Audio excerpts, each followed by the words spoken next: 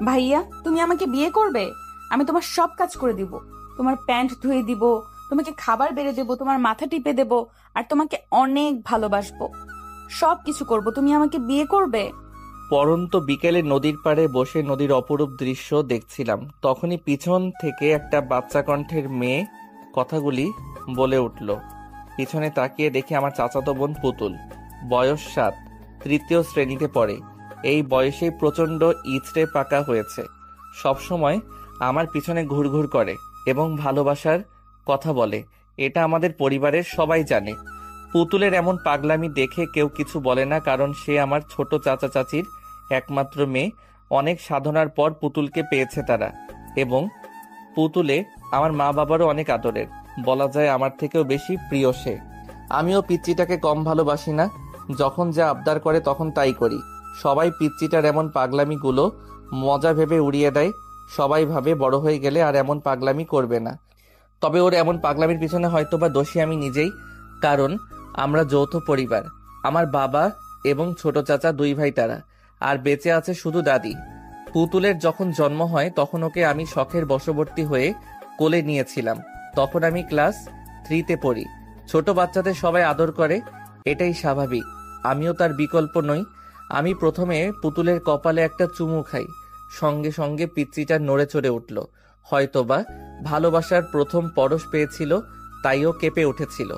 তারপর যখন ওর গালে চুমু খেতে যাব তখনই ওর মুখটা ঘুরিয়ে নেই এবং তার ঠোঁটে আমার ঠোঁট লেগে যায়। ঠিক সেই সময় থেকেই মেয়েটা আমার পিছনে লেগে আছে। হয়তো বাঁধনটা সেখানেই বেঁধে দিয়েছে উপর থেকে। জন্ম হওয়ার পর থেকে পিচ্চিটা খুব কাঁদছিল, কিন্তু যখনই আমার ঠোঁটের স্পর্শ পেল ঠিক তখনই কেন জানি না একদম কান্না বন্ধ এবং খিলখিল করে হাসতে লাগলো। সবাই এটা দেখে অবাক হয়েছিল বটে, কিন্তু আমিও সেদিন অনেকটা খুশি হয়েছিলাম। যেটা একজন মা করতে পারল না, আমি সেটা করে দেখিয়েছি। দাঁত ছিল না, তবুও তার হাসিটা অনবদ্য। পিচ্চিটা দেখতে ছোট থেকে একদম পুতুলের মতো, তাই আমি পিচ্চিটাকে পুতুল বউ বলে ডাকি। সবাই ওকে পুতুল বলে, আর আমি ডাকি পুতুল বউ বলে। আমি পুতুলের হাত একটু শক্ত করে ধরে কাছে টেনে বসালাম। দুধে আলতা গায়ের রং, তাই একটু ছোঁয়া পেতেই সাদা জায়গা লাল হয়ে গেছে। ওর কানটা একটু টেনে দিয়ে বললাম, এই ইচড়ে পাকা, তুই কি কখনো ঠিক হবি না? সব সময় এত পাকা পাকা কথা বলিস কেন? পড়ালেখা শেষ করে বিয়ের উপযুক্ত হয়ে বিয়ের কথা বলবি। পিচ্চিটা আমার কাছে আরো একটু চেপে বসলো। আমি পড়াশোনা শেষ, তুমি আমাকে বিয়ে করবে? মহা মুশকিলে পড়লাম তো। এ তো দেখি শুধু আমাকেই বিয়ে করতে চায়। আচ্ছা ঠিক আছে, আমি তোকে বিয়ে করব, তবে আগে তুই বড় হয়ে বিয়ের উপযুক্ত হবি, তারপর। পিচ্চিটা ইয়াহু বলে চিৎকার করে ঠাস করে আবার গালে একটা চুমু খেয়ে বাড়ির দিকে দৌড় লাগালো। কি সাংঘাতিক মেয়ে রে বাবা! ইচ্ছে করছে এখনই ওকে ধরে 2 ঘা লাগিয়ে দেই। পরক্ষণেই ওর তিরিং বিরিং করে লাফিয়ে দৌড়ানো দেখে আমার মুখে হাসি ফুটে উঠল। পিচিটাকে মারামারি নিয়ে ও যত মুশকিল, কাউকে ওর গায়ে হাত লাগাতে দেই না। এমনকি পুতুলের মা বাবাও পুতুলকে মারার সাহস পায় না আমার ভয়ে, কারণ পুতুলকে শুধু আমি একাই মারি, আর কাউকে মারতে দেই না। মনে হয় পুতুল আমার নিজস্ব সম্পত্তি, তাই আমি একাই ওর উপর অধিকার খাটাতে পারি, আর কেউ পারে না। আমার এমন কাণ্ড দেখে সবাই শুধু হাসে। পুতুলকে যখন তার মা মারতো তখন প্রচন্ড রেগে যেতাম। সেই থেকে আর চাচি পুতুলের গায়ে হাত তোলে না। সন্ধ্যার দিকে বাড়ি ফিরলাম, চাচিকে দেখলাম রান্নাঘরে, হয়তো চা নাস্তা বানাচ্ছে। আমি চাচির দিকে এগিয়ে গিয়ে প্রশ্ন করলাম, ছোট মা, পুতুল বউ কোথায়? ও মুগ্ধ বাবা, তুই এসেছিস? ঘরে গিয়ে দেখ, টিভিতে কার্টুন দেখছে। আমি কপট রেগে গেলাম। এটা কি তার টিভি দেখার সময়? তুমি ওকে পড়তে বসাওনি কেন? আমার কি সে সাধ্য আছে যে ওকে পড়াতে বসাবো? একমাত্র তুই তো পারিস। দাঁড়াও, ওর কান দুটো আমি মলে দিচ্ছি। এই বলে আমি ছোট চাচির ঘরে গেলাম।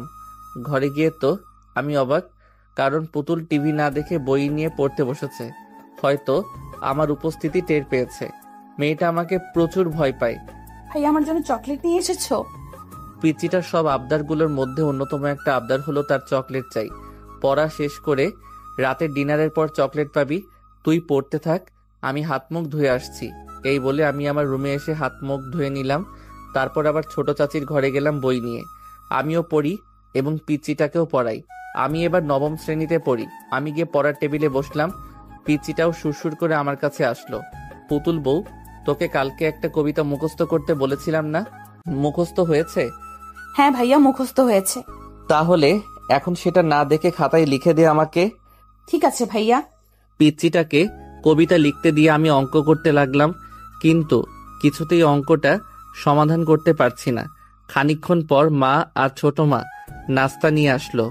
ছোট মাকে দেখার সঙ্গে সঙ্গে বললাম, দেখো না ছোট মা, আমি কিছুতেই অঙ্কটা মেলাতে পারছি না, একটু বুঝিয়ে দাও না। আমার ছোট চাচি মাস্টার্স কমপ্লিট করেছে আর আমার মা সামান্য একজন ইন্টার পাস, কিন্তু আমার ছোট চাচি কখনো আমার মাকে শিক্ষা নিয়ে খোটা দেয়নি, সব সময় বড় বোনের মতোই সম্মান করে। এতেই বোঝা যায় সে একজন সুশিক্ষিত। আমাদের সমাজে এমন হাজারো মানুষ আছে যারা নিজের থেকে স্বল্প শিক্ষিত মানুষদেরকে অপমান করে। মুখে মুখে অপমান না করলেও ব্যবহারে বুঝিয়ে দেয়।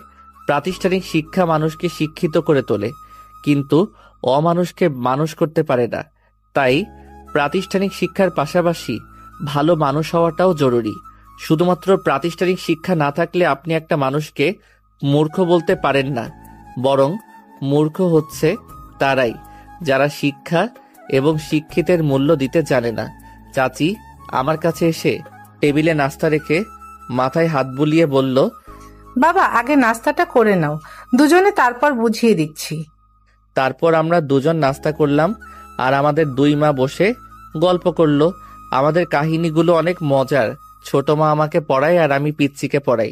নাস্তা শেষ করার পর ছোট মা আমাকে সুন্দর করে বুঝিয়ে দিয়ে রান্না করতে চলে গেল।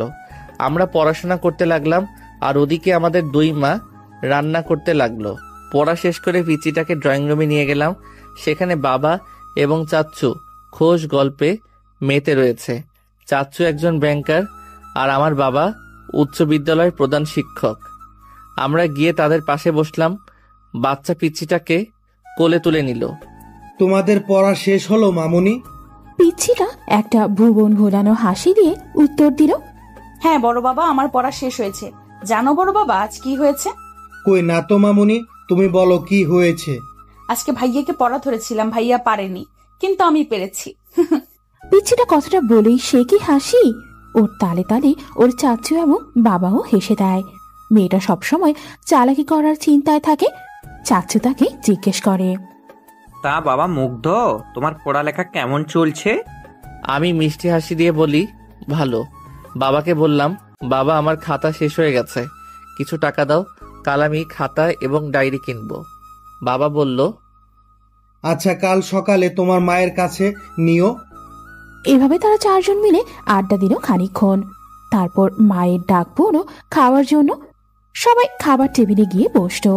খাবার খেতে খেতে পিচ্ছিটা হঠাৎ করে বলে, মা তুমি জানো ভাইয়া আমাকে আজ কি বলেছে? পুতুলের কথা শুনে মুগ্ধ ভীষণ খেলো কিনা কি বলে প্যাচ লাগিয়ে দেয় কে জানে। মেয়েটা মাঝে মাঝে এমন কথা বলে ওর কথা শুনে হার্ট অ্যাটাক হওয়ার মতো অবস্থা হয় তার। এখন না জানি কি বলে সেই ভয়ে গলায় ভাত আটকে গেল ছেলেটার। কোনো মতে পানি খেয়ে ভাতটা নামিয়ে নিল। সে চোখ পাকিয়ে পুতুলের দিকে তাকালো। ছোট মা বলল, কি বলেছে? পুতুল খাওয়া বন্ধ করে বলল, ভাইয়া আজ বিকেলে নদীর পাড়ে বসেছিল। আমি সেখানে গিয়ে বললাম, ভাইয়া তুমি আমাকে বিয়ে করবে, আমি তোমার প্যান্ট ধুয়ে দিব, তোমার খাবার বেড়ে দিব, তোমার সব কাজ করব। তখন ভাইয়া কি বলে জানো?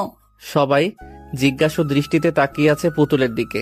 আমার তো চোখ বেরিয়ে আসার উপক্রম।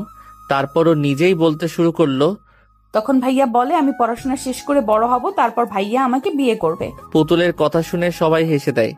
মা পুতুলকে কোলে নিয়ে বলে, তোমার ভাইয়া একদম ঠিক বলেছে মামুনি, তুমি আগে পড়ালেখা শেষ করে বড় হও, তারপর তোমার ভাইয়ার সাথে তোমার বিয়ে দিব, কেমন? শুধু মাথা নাড়ালো। মেয়েটা এই বয়সেই বিয়ে নিয়ে এত পাকা পাকা কথা বলে, না জানি বড় হলে কি করে। এ তো আমাকে তুলে নিয়ে গিয়ে বিয়ে করবে। ছোট মা পুতুলের কান টেনে দিয়ে বলল, খুব পেকে গেছো তাই না? এবার পাকা পাকা কথা বন্ধ করে খাবার খেয়ে নাও চুপ করে। তারপর সবাই মিলে খাওয়া শেষ করলাম। খাওয়া শেষ করে আমি পিচ্চিটার হাতে দুটো চকলেট দিয়ে ঘুমাতে গেলাম। পিচ্চিটাও ঘুমিয়ে পড়লো। পরের দিন সকালে ঘুম থেকে উঠে মায়ের কাছে টাকা নিয়ে খাতা এবং ডায়েরি কিনতে গেলাম। খাতা কিনতে প্রায় 1/2 কিলোমিটার যেতে হয়। সাইকেল নিয়ে তাড়াতাড়ি গেলাম, কিন্তু পিচ্চিটা যে এমন একটা কাণ্ড করবে ভাবতে পারিনি। খাতা এবং ডায়েরি আমার পড়ার টেবিলে রেখে গিয়েছিলাম গোসল করতে, কিন্তু এসে দেখি খাতা আছে, ডায়েরি নেই। পুরো ঘর তন্ন তন্ন করে খুঁজেও যখন ডায়েরিটা পেলাম না তখন চিৎকার করতে লাগলাম। মা এসে বলল, কি হয়েছে, এইভাবে ষাঁড়ের মতো চিৎকার করছিস কেন? আমি মাকে দেখে চুপসে গেলাম। ভয়ার্ত কণ্ঠে বললাম, আমার ডায়েরিটা কোথায় রেখেছো? আমি কিভাবে জানবো তোর ডায়েরি কোথায়? ভালো করে খুঁজে দেখ। এই কথা বলে মা চলে গেল। তারপর আর কোথাও খুঁজে পেলাম না ডায়েরিটা। ব্যাগে বই খাতা গুছিয়ে নাস্তা করতে গেলাম। নাস্তা শেষ করে এসে ব্যাগটা ঘাড়ে নিয়ে রওনা দিলাম স্কুলের পথে। আজ সকালে পিচ্চিটাকে দেখলাম না, হয়তো ঘুমাচ্ছিল। ওকে স্কুলে নিয়ে যাওয়ার জন্য ডাক দিয়েছিলাম বেশ কয়েকবার, কিন্তু আমার ডাকে সাড়া দেয়নি, তাই ছেড়ে চলে এসেছি। প্রথম পিরিয়ড শেষ হওয়ার পর স্যার যখন হোমওয়ার্ক দিল, আমি হোমওয়ার্ক নোট করার জন্য খাতা বের করতে গিয়ে দেখি ডায়েরিটা আমার ব্যাগের ভিতর। আশ্চর্য হয়েছিলাম আমি তো আসার সময় ডায়েরিটা ব্যাগে রাখিনি, তাহলে কে রাখলো? যাক, ভালোই হয়েছে। এটা ভেবে ভালো লাগছে যে আমার সদ্য কেনা নতুন ডায়েরিটা হারাইনি। আমি ডায়েরি খোলার পর সপ্তম আসমানে চলে গেলাম। প্রথম পৃষ্ঠায় বড় করে তেরা বেঁকা করে লেখা ভালোবাসি। লেখাটি দেখার সঙ্গে সঙ্গে আমি বেকুব বনে চলে গেলাম। এটা কে লিখলো এভাবে, তাও আবার বাঁকা করে? তবে দেখে মনে হচ্ছে বেশ কাঁচা হাতের লেখা। আমি পরের পৃষ্ঠা উল্টালাম, একই অবস্থা। এভাবে প্রতিটি পৃষ্ঠায় শেষ করলাম, কিন্তু একটা পৃষ্ঠাও ভালো নেই। সব পৃষ্ঠাতে বড় বড় করে লেখা ভালোবাসি। আমি ভালোভাবে খেয়াল করে দেখলাম লেখাগুলো ঠিক পিচ্চিটার হাতের লেখার মতো। আমি ভালোভাবে বুঝতে পারলাম এটা পিচ্চিটার কাজ। একবার বাড়ি যাই, ওকে বুঝিয়ে দিব এমন দুষ্টুমি করার ফল কি হয়। কোনো রকমের টিফিন পিরিয়ড পর্যন্ত ক্লাস করে পালিয়ে গেলাম। বাড়ি গিয়ে ব্যাগটা টেবিলের উপর রেখে আগে গোসল করে নিলাম। তারপর আনমনে খুঁজতে লাগলাম পিচ্চিটাকে, কিন্তু কোথাও খুঁজে পাচ্ছি না। ছোট মাকে জিজ্ঞেস করলাম, ছোট মা বলে জানে না। মাকে জিজ্ঞেস করলাম, মাও বলে জানে না। তাহলে কি পিচ্চিটা উধাও হয়ে গেল? পুরো বাড়ি খুঁজলাম, কিন্তু কোথাও পেলাম না। তারপর ভালোভাবে লক্ষ্য করলাম রান্নাঘরে মায়ের শাড়ির আঁচলটা বেশ লম্বা হয়ে আছে, আর তার নিচে ফুলে রয়েছে আর কিছু একটা নড়াচড়া করছে। আমার আর বুঝতে বাকি রইল না, আমার জননী পিচ্চিটাকে সেফটি দিচ্ছে। পিচ্চিটা আমার ভয় লুকিয়ে আছে, হয়তো নিজেই তার কুকর্মগুলো মায়ের কাছে স্বীকার করেছে। আর সে যতই দোষ করুক না কেন, আমার জননী তো কিছুই বলবে না। আমি আস্তে ধীরে মায়ের পাশে গিয়ে দাঁড়ালাম। পাশের টেবিল থেকে একটা গাজর নিয়ে খেতে খেতে মাকে বললাম, মা কি করছো তুমি? দেখার পরেও জিজ্ঞেস করিস কি করছি? মানে বলতে চাইছি যে কি রান্না করছো। আমার পুতুল সোনা গাজরের হালুয়া খেতে চেয়েছে, তাই হালুয়া রান্না করছি। এমন বজ্জাত মেয়েকে ঘটা করে হালুয়া খাওয়ানোর কি আছে? বাজার থেকে একটা লাঠি এনে লাঠির মায়ের খাওয়াও। কথাটি আমি বিড়বিড় করে বললাম, যেটা পরিষ্কার করে শুনতে পাইনি। মা কপাল কুঁচকে জিজ্ঞেস করে, কি বললি তুই? কিছু বলিনি তো, বললাম শুধু তোমার পুতুল সোনার জন্যই রান্না করো, আমি তো তোমার কেউ না, আমার জন্য রান্না করতে হবে না। এমন ভাবে বলছিস যেন তোকে রেখে শুধু একা পুতুলকেই দেই, তাই না? তুই তো বেশি খাস, তারপরও হিংসা করিস। চাহ, এইভাবে আমার মান সম্মানকে প্লাস্টিক বানিয়ে দিলা না। কথার প্রসঙ্গ চেঞ্জ করতে হবে, আর যত তাড়াতাড়ি হোক কৌশল করে পিচিটাকে বের করতে হবে। ওকে তো আর জোর করে মায়ের আঁচল থেকে বের করতে পারবো না। বুদ্ধি করতে লাগলাম কি করা যায়। পেয়েছি। মা জানো পুতুল বইয়ের জন্য কি নিয়ে এসেছি? কি এনেছিস? স্কুল থেকে আসার সময় ওর জন্য এক ব্যাগ চকলেট নিয়ে এসেছি, কিন্তু ওকে তো খুঁজেই পাচ্ছি না। যাই হোক, চকলেটগুলো ফেরত দিয়ে আসি। কেল্লাফতে ব্যাস, কাজ হয়ে গেছে। চকলেটের কথা শোনার সাথে সাথেই এক লাফ দিয়ে মায়ের শাড়ির আঁচল থেকে বেরিয়ে আসলো আর বলতে লাগলো, এই তো ভাইয়া, আমি এখানে, আমাকে চকলেট দাও। পুতুল বুঝতে না পারলেও তার ছোট মা যে বেশ ভালোইভাবেই বুঝতে পেরেছে এটা পুতুলকে ধরার জন্য মুগ্ধর একটা টোপ ছিল। এদিকে হাসতে হাসতেই ছোট মার অবস্থা শেষ। ছোট মা হাসতে হাসতেই পুতুলকে বলল, অবশেষে ধরা পড়লে ফাঁদে, এবার ঠেলা সামলাও। পুতুলের হাত ধরে বললাম, চকলেট খাবি তাই না? হ্যাঁ খাবো, দাও দাও। চল আমার ঘরে, সেখানে তোকে অনেক যত্ন করে চকলেট খাওয়াবো। লাফাতে লাফাতে আমার ঘরে আসলো। তারপর দরজা লাগিয়ে দিয়ে শুরু হয়ে গেল ধূপধাপ শব্দ। মাইর হবে কিন্তু কোনো আওয়াজ হবে না। কিছুক্ষণ পর দরজা খুলে দিলাম। পিচিটা হাওয়া করে কাঁদতে কাঁদতে চলে গেল ঘরে। এখন ঘরে গিয়ে শুয়ে শুয়ে কান্না শুরু করে দিবে। মা আমাকে বকলো কিছুটা, একটা থাপ্পড় মেরেছে। তারপর আমি খাবার না খেয়ে ঘুমিয়ে পড়লাম। বিকেলে ঘুম থেকে উঠে শুনলাম পিচিটা নাকি কিছু খায়নি। মনটা খারাপ হয়ে গেল। আমার কারণেই কিছু খায়নি মেয়েটা, এখন নাকি ঘুমাচ্ছে। আমি ওর কাছে গিয়ে বসলাম, ডাকতে লাগলাম আদুরে কণ্ঠে। আমার ডাকে পিচিটার ঘুম ভেঙে গেল। হাতের উল্টো পিঠ দিয়ে চোখ দুটো ডলতে ডলতে আমার দিকে তাকায়। আমাকে দেখার সাথেই মুখ ফিরিয়ে নেয় অভিমানে। এইটুকু মেয়ে, অথচ অভিমানটা তার অনেক বড়। আমি পিচিটাকে আমার দিকে ঘুরিয়ে নিয়ে বললাম, কিরে আমার পুতুল বউ, আমার সাথে কথা বলবি না? আমি তোমার সাথে কোনো কথা বলবো না। তুমি পচা, আমাকে শুধু মারো। কথাটি বলেই আমার পুতুল বউটা ভ্যাভ্যা করে কেঁদে ওঠে, কারণ ওটা এমন কান্না দেখে আমার মনটা ডুকরে উঠলো। এর আগে এভাবে কখনো কাঁদেনি মেয়েটা। হয়তো আজ একটু বেশি শাস্তি দিয়ে ফেলেছি। পিচিটাকে বুকের সাথে জড়িয়ে ধরে বললাম, তোকে কথা দিলাম আর কখনো মারবো না। চল আমরা ঘুরতে যাই। সত্যি আমাকে আর কখনো মারবে না? আমাকে সাইকেলে নিয়ে ঘুরবে? হ্যাঁ, সত্যি তোকে আর মারবো না। আর হ্যাঁ, তোকে সাইকেলে নিয়েই ঘুরবো। পিচিটা ঠাস করে আমার গালে একটা চুমু খেলো। ওর পাগলামিগুলো আমাকে অনেক স্বস্তি দেয়। মাঝে মাঝে মনে হয় সারা জীবন এভাবে ওর পাগলামিগুলো সহ্য করে যাই। মাঝে মাঝে ভাবি, এভাবে যদি কেটে যেত সারাটি জীবন, তাহলে কতই না ভালো হতো। মানুষের জীবনের সব চাওয়া পাওয়াগুলো পূর্ণতা পায় না। তারপর আমরা দুজন ফ্রেশ হয়ে খাবার খেয়ে নিলাম। আমি খাইয়ে দিয়েছি পিচিটাকে। খাওয়ার সময় আমার আঙ্গুলে কামড় দিয়েছিল। কামড় দেওয়ার পর সে কি খুশি, খিলখিল করে হাসছিল। হাসতে হাসতে গলায় ভাত আটকে গিয়েছে। তারপর হাসা বাদ দিয়ে একাধারে কাশতে লাগলো। শয়তানদের অবস্থা মনে হয় এমনই হয়, বেশি বাদরামি করলে যা হয় আর কি। তারপর পিচিটাকে সাইকেলে নিয়ে পুরো গ্রাম ঘোরাতে লাগলাম। সাইকেলের পিছনে বসালে পড়ে যেতে পারে, তাই সামনে বসিয়ে নিয়েছি। আমি সাইকেল চালাচ্ছিলাম আর সে নন স্টপ বক বক করে যাচ্ছিল। চলার পথে আইসক্রিম, হাওয়াই মিঠাই, চকলেট অনেক কিছুই খেয়েছে। আমার পকেটের 12টা বেজে গিয়েছে অলরেডি। ওর অভিমান ভাঙাতে গেলে আমার পকেটের 12টা বাজেই সবসময়। সবশেষে আমার পুতুল বইয়ের আবদার হলো তাকে কাচের চুড়ি কিনে দিতে হবে। আমি ওকে বললাম, এখন কাচের চুড়ি কোথায় পাবো? আশেপাশে তো কোনো দোকান নেই। পিচিটা সামনের দিকে হাত বাড়িয়ে বলল, ওই দেখো, ফেরিওয়ালা আমাদের দিকে আসছে। যেখানে বাঘের ভয় সেখানেই সন্ধ্যা হয়। ফেরিওয়ালাকে কি এখনই আসতে হলো? কি আর করা, বাধ্য হয়ে কিনে দিলাম কাচের চুড়ি।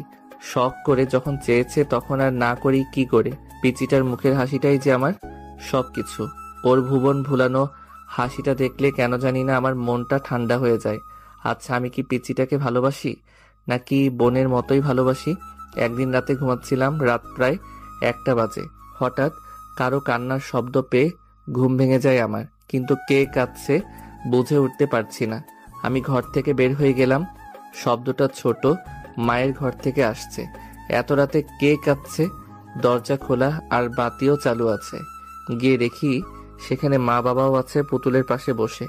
ছোট মা পুতুলের মাথায় হাত বুলিয়ে দিচ্ছে আর কাঁদছে, আর মা পুতুলের মাথায় পানি দিয়ে দিচ্ছে। তাহলে কি পুতুলের কিছু হয়েছে? আমি দৌড়ে পুতুলের কাছে গিয়ে দাঁড়ালাম। বেশ উত্তেজিত কণ্ঠে প্রশ্ন ছুড়লাম, ছোট মা, কি হয়েছে পুতুলের? আর তুমি কাঁদছো কেন?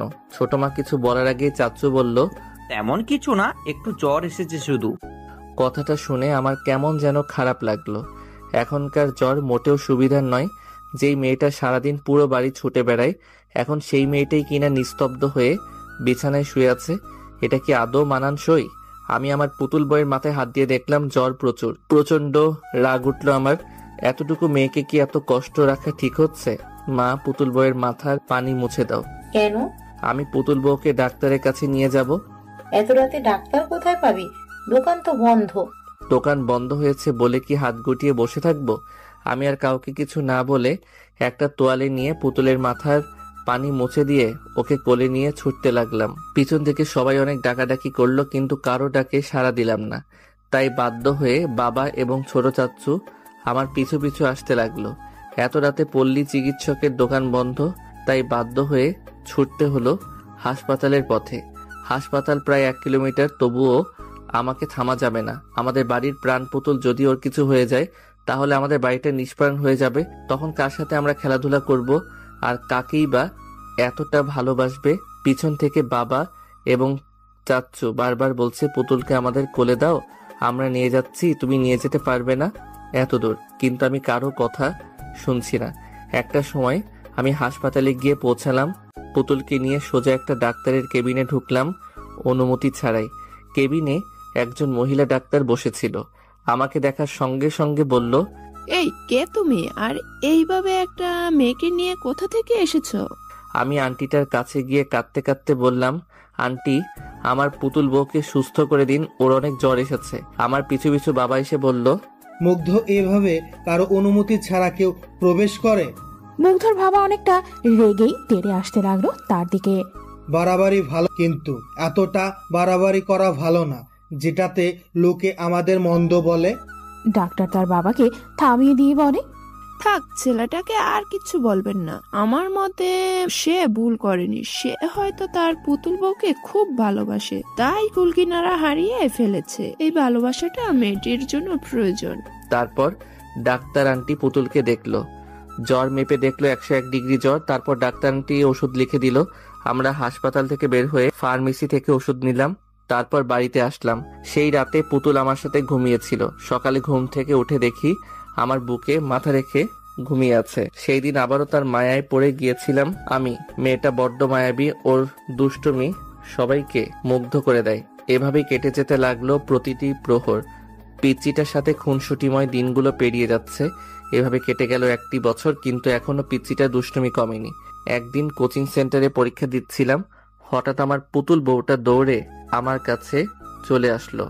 এমন আচমকা ঘটনার জন্য মোটেও প্রস্তুত ছিলাম না আমি। স্যার তো রেগে আগুন, আমাকে অনেক বকাঝকা করে ক্লাস থেকে বের করে দিল। আমি মন খারাপ করে পিচ্চিটাকে নিয়ে কোচিং এর বাইরে বের হয়ে আসি। একটা খোলা মাঠে নদীর ধারে পিচ্চিটাকে নিয়ে গেলাম। আজ কেন জানি না পিচ্চিটার উপর রাগ করতে পারলাম না, পিচ্চিটাকে মারতে পারলাম না, কারণ ওকে কথা দিয়েছিলাম যে আর কখনো ওকে মারবো না। আমি ওর সামনে হাঁটু গেড়ে বসে ওর গালে হাত রেখে বলি, কিরে পুতুল বউ, এভাবে কোচিংয়ের ভেতর দৌড়ে এসেছিস কেন? পিচ্চিটা আমার প্রতি উত্তর না করে ফিক করে হেসে দেয়। আমি ওর হাসির রহস্যটা বুঝে উঠতে পারলাম না। বেকুবের মতো প্রশ্ন ছুড়লাম, কি হয়েছে, এভাবে হাসছিস কেন? তুমি এখনো দেখোনি? আশ্চর্য, পিচ্চিটা কি দেখার কথা বলছে? তুই কি দেখার কথা বলছিস? এবার পিচ্চিটা দাঁত কেলিয়ে দেখালো ওর দুটো দাঁত নেই, তার মানে দাঁত পড়েছে। ওর ফোকলা দাঁতের হাসিটা অসম্ভব সুন্দর লাগছে, মোহনীয় সৌন্দর্যের হাসি। তার দেখলে ভরে মন, ভালোবেসে এইভাবেই তাকে করতে চাই আপন। আমি পিচ্চিটাকে রাগানোর জন্য বললাম, কিরে, তোর তো দুটো দাঁত নেই, ইঁদুরে নিয়ে গেছে, এখন তো আর তোর দাঁত উঠবে না, কি করবি তাহলে? পিচ্চিটা আমাকে অবাক করে দিয়ে বলল, কে বলেছে তোমাকে আমার দাঁত ইঁদুরে নিয়ে গেছে? আমার দাঁত তো আমার কাছেই আছে। এই বলে পিচ্চিটা তার হাতের মুঠো খুলে আমাকে দেখালো। কি আশ্চর্য ঘটনা, দুটো দাঁত নিয়ে এসেছে সে আমাকে দেখানোর জন্য। কেমন শয়তান মেয়ে! মানুষ দাঁত ইঁদুরের গর্তে কিংবা ঝোপঝাড়ে ফেলে দেয়, কিন্তু এই মেয়েটা দাঁত হাতে নিয়ে ঘুরে বেড়াচ্ছে। ভাবা যায় এগুলা? পিচ্চিটা আবার বলতে লাগলো, তুমি তো বললা আমার দাঁত ইঁদুরে নিয়ে গেছে, কিন্তু আমি ইঁদুরকে আমার দাঁত দেইনি, আমার দাঁত আমি আমার কাছেই রেখেছি। আমার অপমান আমাকেই ফিরিয়ে দিল। তারপর পিচ্চিটাকে নিয়ে নানান জায়গায় ঘুরে বেড়ালাম। পিচ্চিটা আবদার করলো সে নাকি পার্কে যাবে, আমিও নিয়ে গেলাম। সে শুধু আমার সাথে ঘুরছে, কিন্তু কিছু খেতে চায় না। কিরে, কিছু খাবি? পিচ্চিটা মাথা নাড়িয়ে না সূচক উত্তর দেয়। মুখে না বললেও মন কি চায় সেটা আমার ভালোভাবেই জানা আছে। সে হয়তো একটু বুঝতে শিখেছে আমার অবস্থাটা। সে হয়তো বুঝতে পেরেছে আমি ইনকাম করি না, তাই তো এখন আর বেশি আবদার করে না। আমি ওকে একটা আইসক্রিমের দোকানে নিয়ে গিয়ে আইসক্রিম কিনে দিলাম। আমার পুতুল বউটা মহানন্দে আইসক্রিম খেতে লাগলো।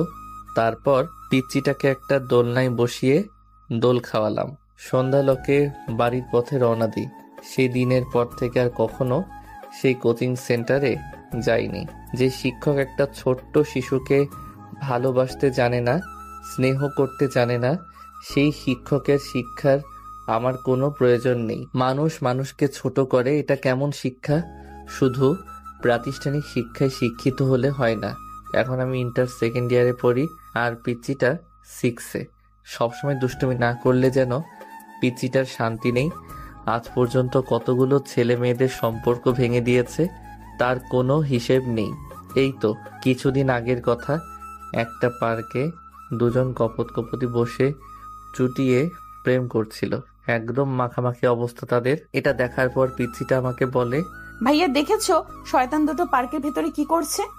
যার যেটা ইচ্ছা করুক, তাতে তোর কি? তুই ঘুরতে এসেছিস, ঘুরবি ফিরবি, তারপর বাসায় ফিরে যাবি। তা তো হয় না ভাইয়া, দেখো কি করে। এই বলে পিচিটা দৌড়ে সেই কপত কপতির কাছে গেল। আমি পিছন থেকে এত ডাকলাম, কিন্তু আমার ডাকে সাড়া দিল না। না জানি কি কাণ্ড বাঁধিয়ে বসে পিচ্চিটা, আমার কোনো কথাই শোনে না, সবসময় শয়তানি করে, বড্ড বেশি দুষ্টু হয়েছে। পুতুল একদম তাদের সামনে গিয়ে দাঁড়ালো, পাকা বুড়িদের মতো কোমরে হাত দিয়ে বলতে লাগলো, ভাইয়া তুমি এখানে, আর আমার আপু তোমার জন্য অপেক্ষা করছে। পুতুলকে দেখে তারা দুজন একটু সরে হয়ে বসে।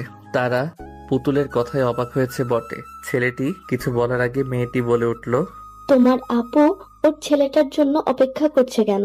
পুতুল কপট রাগে মেয়েটিকে উত্তর দেয়, এই মেয়ে, তুমি আমাদের শালিদুলা ভাইয়ের মাঝে কথা বলছো কেন?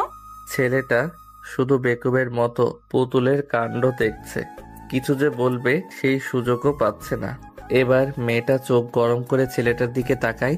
ছেলেটা তো ভয়ে শেষ, ঢোক গিলতে লাগলো।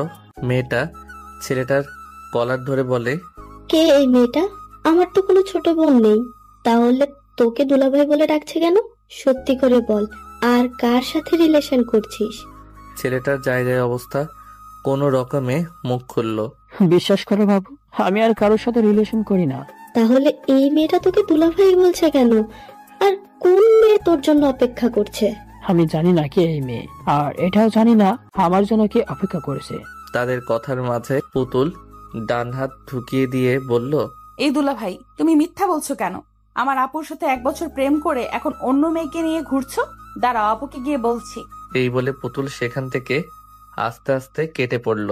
এরই মধ্যে মেয়েটার সাংঘাতিক ঝগড়া বাঁধিয়ে ফেলেছে। কি সাংঘাতিক মেয়ে মাইরি, এতটুকু সময়ের মাঝে একটা সম্পর্কের 12টা বাজিয়ে দিল। পিচিটা এমন ভাব নিয়ে আমার সামনে আসলো, মনে হয় কত বড় একটা মিশন সাকসেস করে এসেছে। আমার সামনে এসে মুখে হাত দিয়ে মুখ টিপে হাসতে লাগলো। ভ্রু কুঁচকে প্রশ্ন করি, এভাবে গাধার মতো হাসছিস কেন? ভাইয়া তুমি বলেছিলে না যে আমি কোনো কাজের নই? দেখেছো আজ কত বড় কাজ করলাম। সরকারের উচিত আমাকে একটা নোবেল দেওয়া। মানুষের মধ্যে ঝামেলা বাঁধিয়ে দিয়ে আসলো, মানুষের মধ্যে ঝগড়া, আর সে বলছে কিনা কত বড় একটা কাজ করে আসলো, আবার বড় মুখ করে নোবেলও চাই। এমন বিচ্ছু শয়তান কখনো দেখিনি আমি। পিচ্চির কথা শুনে আমি ফিক করে হেসে দেই। এটা দেখে সেই ছেলে মেয়ে দুটো আমাদের দিকে অবাক হয়ে তাকায়। ছেলেটা মেয়েটাকে বলে, ওই দেখো, ওরা দুজন হাসাহাসি করছে, তার মানে তারা ইচ্ছে করে আমাদের মাঝে ঝগড়া বাঁধিয়ে দিয়েছে। এটা বলেই তারা দুজন আমাদের ধাওয়া করতে লাগলো। আমাদের আর পাইকে কোনো রকমে পিচ্চিটার হাত ধরে দে দৌড়। এই পিচ্চিটার জন্য কোথাও গিয়ে শান্তি নেই, কোনো না কোনো কাণ্ড ঘটাবেই। কোনো রকমে প্রাণ বাঁচিয়ে পালিয়ে এসেছি। এর কিছুদিন পর ঘরে বসে ফোনে গেমস খেলছিলাম। পিচ্চিটা কোথা থেকে যেন আসলো, খুব সাজুগুজু করে, মনে হয় কোনো অনুষ্ঠানে যাবে। ভাইয়া দেখো তো আমাকে কেমন লাগছে। আমি গেমের মধ্যেই মনোনিবেশ রেখে বললাম, অনেক সুন্দর লাগছে। উফ, ফোনটা রাখো তো। আমি ফোনটা পাশে রেখে পিচ্চিটার দিকে তাকালাম। আচ্ছা রাখলাম, এবার বল কি বলবি।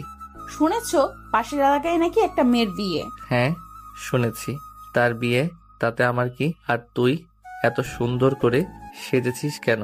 কোথাও যাবি নাকি? সেই বিয়ে বাড়িতে যাবো বলেই তো সেজেছি। পিচ্চিটার কথা শুনে আমার চোখ দুটো একদম রসগোল্লার মতো হয়ে গেল। বিনা দাওয়াতে কেউ কিভাবে বিয়ের বাড়িতে যায়? কিন্তু তারা তো আমাদের দাওয়াত করেনি, বিনা দাওয়াতে কিভাবে যাবি? বিনা আমন্ত্রণে দাওয়াত খাওয়ার যে কি মজা তা তুমি বুঝবে না। এখন সুন্দর দেখে একটা পাঞ্জাবি পরে নাও তো। কি সাংঘাতিক কাহিনী, বিনা আমন্ত্রণে নাকি দাওয়াত খেতে যাবে? আমি যেতে পারবো না। ঠিক আছে, না গেলে নাই, আমি একাই যাব। এই বলে পিচ্চিটা যেতে লাগলো। আচ্ছা ঠিক আছে দাঁড়া, আমিও যাচ্ছি। কখন কি বিপদ ঘটায় তার কোনো নিশ্চয়তা নেই, তাই বাধ্য হলাম যেতে। কালো রঙের একটা পাঞ্জাবি পরলাম, তারপর দুজনে মিলে ঘর থেকে বের হলাম। ঘর থেকে বের হতে না হতেই মা এবং ছোট মা সামনে পড়লো। মা আমাদের দুজনকে একসাথে দেখে বলে, কিরে তোরা কোথায় যাচ্ছিস এভাবে সাজুগুজু করে? বিয়ের দাওয়াত খেতে যাচ্ছি গো বড় মা। পিচ্চিটার কথা শুনে মুখোদর মা এবং ওর ছোট মা দুজনার দিকেই বেকুবের মতো তাকিয়ে রইল। কোথায়? পাশের এলাকায়। কিন্তু তারা তো আমাদের বিয়েতে দাওয়াত করেনি। তোমাদের দাওয়াত করেনি তো কি হয়েছে? আমাকে তো পার্সোনালি দাওয়াত করেছে। কি বলিস এসব তুই? কোথাকার কোন প্রেসিডেন্ট যে আমাদের দাওয়াত না করে তোকে দাওয়াত করবে, তাও আবার পার্সোনালি? বড় মা, তুমি আমার মতো একজন ভদ্র সমাজসেবককে এইভাবে অপমান করতে পারো না। আমার সম্মানে লাগে। যেই মেয়েটা মানুষের মধ্যে ঝগড়া বাঁধিয়ে দেয় সে বলছে কিনা সে একজন ভদ্র সমাজসেবক? মানা যায় এগুলা? ইচড়ে পাকা কি আর সাধে বলি? মা এবং বড় মা আর আমাদের পথ আটকালো না, কারণ তারা জানে তারা তাদের পুতুলের সাথে কখনো কথাই পেরে উঠবে না। পথে যেতে যেতে আমাদের কথোপকথন। ভাইয়া, আমরা গিয়ে কি দিয়ে খাওয়া শুরু করব বলো তো? মুরগির রোস্ট নাকি খাসির কলিজার রোস্ট? তুই কি দিয়ে খাওয়ার চিন্তা করছিস আর আমি চিন্তা করছি মাইর খাওয়ার। কথাটা আমি মনে মনেই বললাম। আগে গিয়ে দেখ খেতে দেয় কিনা, তারপর ভাববি কি দিয়ে খাওয়া শুরু করবি। আর এসব কি আজগুবি খাবারের নাম বলছিস তুই? খাসির কলিজার আবার কখনো রোস্ট হয়? তাহলে ওটাকে কি বলে? ও ওটাই, হ্যাঁ। আমাদের খেতে দেবে কিনা সেটাই জানা নেই, আর সে কিনা কি দিয়ে খাওয়া শুরু করবে সেই চিন্তা করছে। আস্ত কপালে মাইর আছে বিনা দাওয়াতে বিয়ে বাড়ি যাওয়ার জন্য। ভাইয়া কি বলছো অমন বিড়বিড় করে? ভাবছি রে বুড়ি। কি ভাবছো? এটাই ভাবছি যে 40 দিন পর আমাদের 40 কে খাবে। এবার কথা না বলে চুপচাপ চল। পিচ্চিটা হয়তো আমার কথার মানে বুঝতে পারিনি, তাই চুপচাপ হাঁটা ধরল। আজ আমার প্রথম অভিজ্ঞতা হবে বিনা আমন্ত্রণে দাওয়াত খাওয়ার। না জানি কপালে কি আছে, পিচ্চিটা নিজেও মরবে আর আমাকেও মারবে। ভাগ্য করে পেয়েছিলাম এমন একটা পুতুল বউ যে সবসময় আমাকে বিপদে ফেলার চিন্তা ভাবনা করে। বিনা দাওয়াতে বিয়ে বাড়িতে এসেছি তো ঠিকই, কিন্তু কপালে যে কি আছে তা একমাত্র আল্লাহই জানে। কিরে, বিয়ে বাড়িতে তো চলে আসলাম, এবার কোন পরিচয় ঢুকবি? বরপক্ষ নাকি? আমার কথা শেষ করতে না দিয়েই পিচিটা বলে উঠল, না না, ভুলেও বরপক্ষের কথা বলা যাবে না, কারণ বরপক্ষ তো এখনো আসেনি। যদি বরপক্ষের কথা বলি তাহলে তো পাবলিক আমাদেরকেই ধোলাই দিবে। এইটুকু মেয়ের মাথায় কি বুদ্ধি! আমাদের দুজনের কথোপকথনের মাঝে হঠাৎ একজন লোক আসলো। তোমাদেরকে তো আগে কখনো দেখিনি। কে তোমরা আর কোন পক্ষ থেকে এসেছো? আমার গুরু যেহেতু আমার পুতুল বউ, সে সব সময় আমার আগে আগে যায়, তাই এবারেও সে নিজেই উত্তর দিল, হ্যাঁ, আমাদেরকে চিনবেন কিভাবে? আগে কখনো দেখেননি তো, তাই। আর আমরা কোন পক্ষের লোক? কিন্তু তোমাদের দাওয়াত করেছি বলে তো আমার মনে হয় না। আঙ্কেল, মনে হবে কিভাবে? আপনি যখন আমাদের বাড়িতে দাওয়াত দিতে গিয়েছিলেন তখন তো আমরা নানু বাড়িতে ঘুরতে গিয়েছিলাম, তাই আমাদের দেখেননি। কিন্তু তোমাদের মা বাবা কই? মা বাবা আমাদের জন্য ভেতরে অপেক্ষা করছে। এই ভাইয়া চলো, দেরি করলে আবার মা বকবে। এই বলে টানতে টানতে পিচ্চিটা আমাকে ভিতরে নিয়ে যায়। তারপর একটা টেবিলে বসলাম। কিছুক্ষণ পর খাবার পরিবেশন করা হলো। দুজনে পেট ভরে খেলাম। তারপর স্থান ত্যাগ করি আমরা। গ্রামের পিচ ঢালা রাস্তায় হেঁটে চলেছি আমরা। রাস্তার দুই ধারে সবুজ ফসলে ভরা, যতদূর চোখ যায় শুধু ফসল আর ফসল। গ্রামের মেঠো পথগুলো মানুষের মন ভালো করে দেওয়ার জন্য যথেষ্ট। রাস্তার দুই ধারে দাঁড়িয়ে আছে লম্বা লম্বা ডাব গাছ। বসন্তের ছোঁয়া লেগেছে প্রকৃতিতে। কোকিল তার নিজ কণ্ঠে গান গেয়ে বেড়াচ্ছে মনের সুখে। সৃষ্টির এমন মনোরম দৃশ্য বড়ই মনোমুগ্ধকর। ইচ্ছে করে হারিয়ে যাই এই সুন্দর প্রকৃতিতে, বিলিয়ে দেই নিজেকে। মেঠো পথ ধরে বাড়ির উদ্দেশ্যে হাঁটছিলাম, হঠাৎ পিচ্চিটা বলে ওঠে, জোর বাঁচে বেঁচে গেছি। ধরা পড়লে কি যে হতো! কি আর হতো, মান সম্মান প্লাস্টিক হয়ে যেত। সম্মান আবার প্লাস্টিক সিলভারের হয় নাকি? পিচ্চিটার এমন পাকনামি কথা শুনে ওর কানটা টেনে ধরলাম। উফ ভাইয়া, লাগছে, ছাড়ো। লাগার জন্যই তো ধরেছি। এত পাকা পাকা কথা বলিস কেন? পাকা পাকা কথা কখন বললাম? আমি তো ঠিকই বলেছি। তুমি কখনো দেখেছো মান সম্মান প্লাস্টিকের হয় বা সিলভারের হয়? দেখোনি, তাই তো? তাহলে বলো আমার ভুলটা কোথায়? পিচ্চির এমন অকাট্য যুক্তি শুনে আমি স্তব্ধ, তবুও কান ছাড়লাম না তার। এবার একটু জোরেই টেনে ধরেছি। ভাইয়া ছাড়ো, খুব ব্যথা করছে।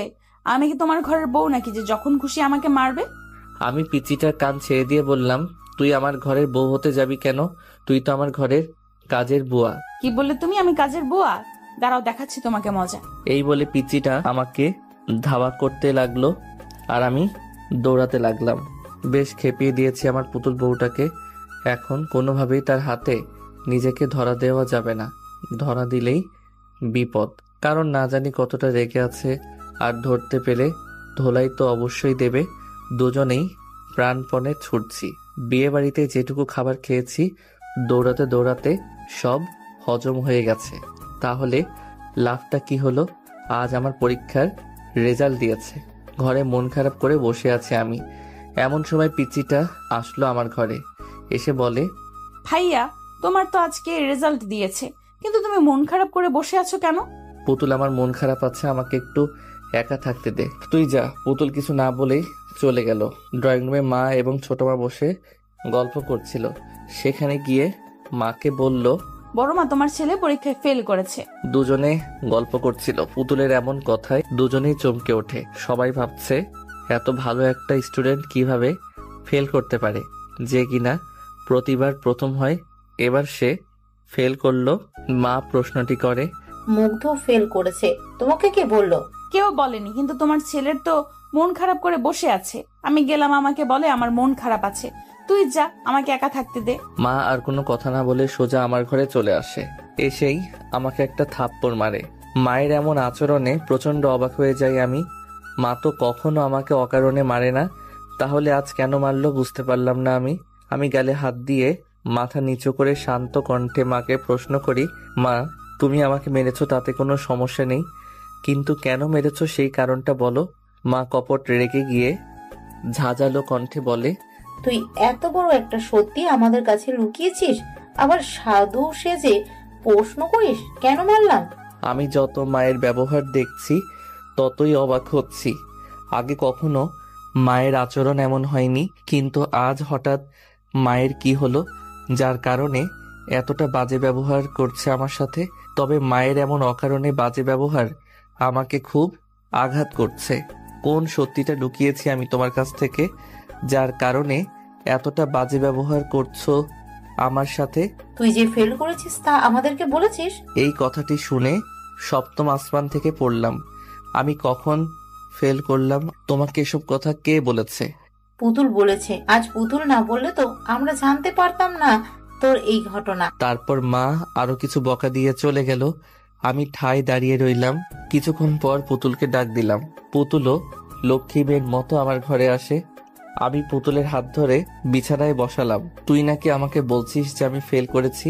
তুমি মন খারাপ করে বসেছিলে, ভেবেছিলাম তুমি ফেল করেছো, তাই বলেছি, কিন্তু আমি তো ভাবিনি যে বড় মা তোমাকে মারবে। সরি ভাইয়া।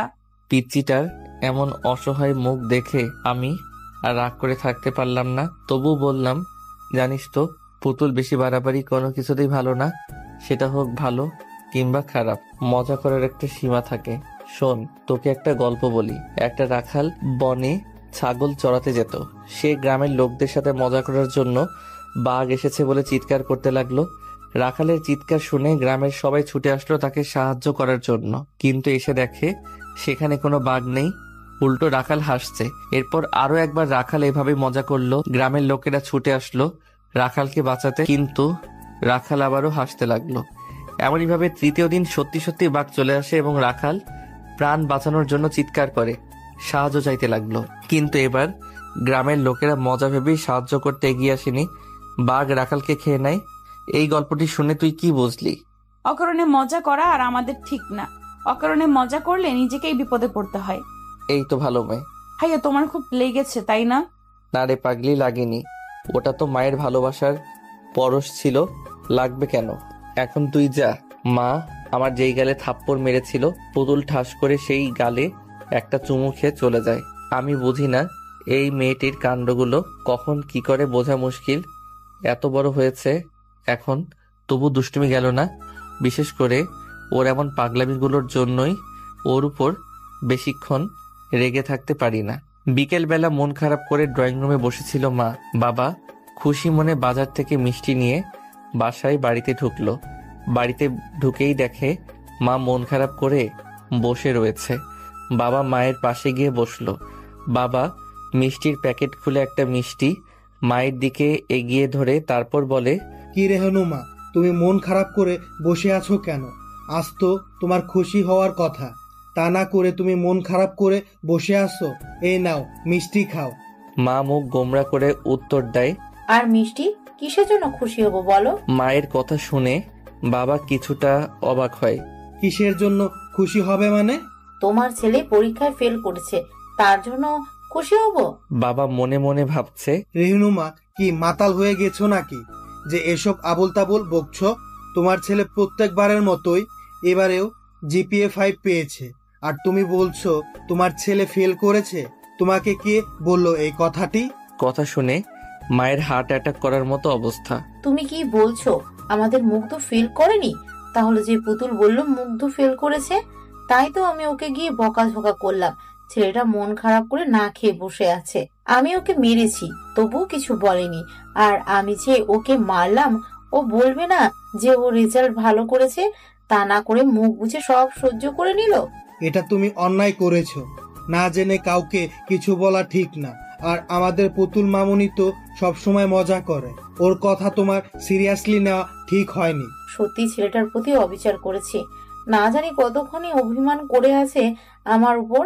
আমাদের ছেলেকে আমি ভালোভাবেই চিনি, ওকে যতই শাসন করো না কেন, তুমি ওর মা। তুমি যদি ওর কপালে আদর করে একটা চুমু খাও, তাহলে দেখবে ওর সব অভিমান রাগ নিমিষেই শেষ হয়ে গেছে। এখন নাও মিষ্টি মুখ করো।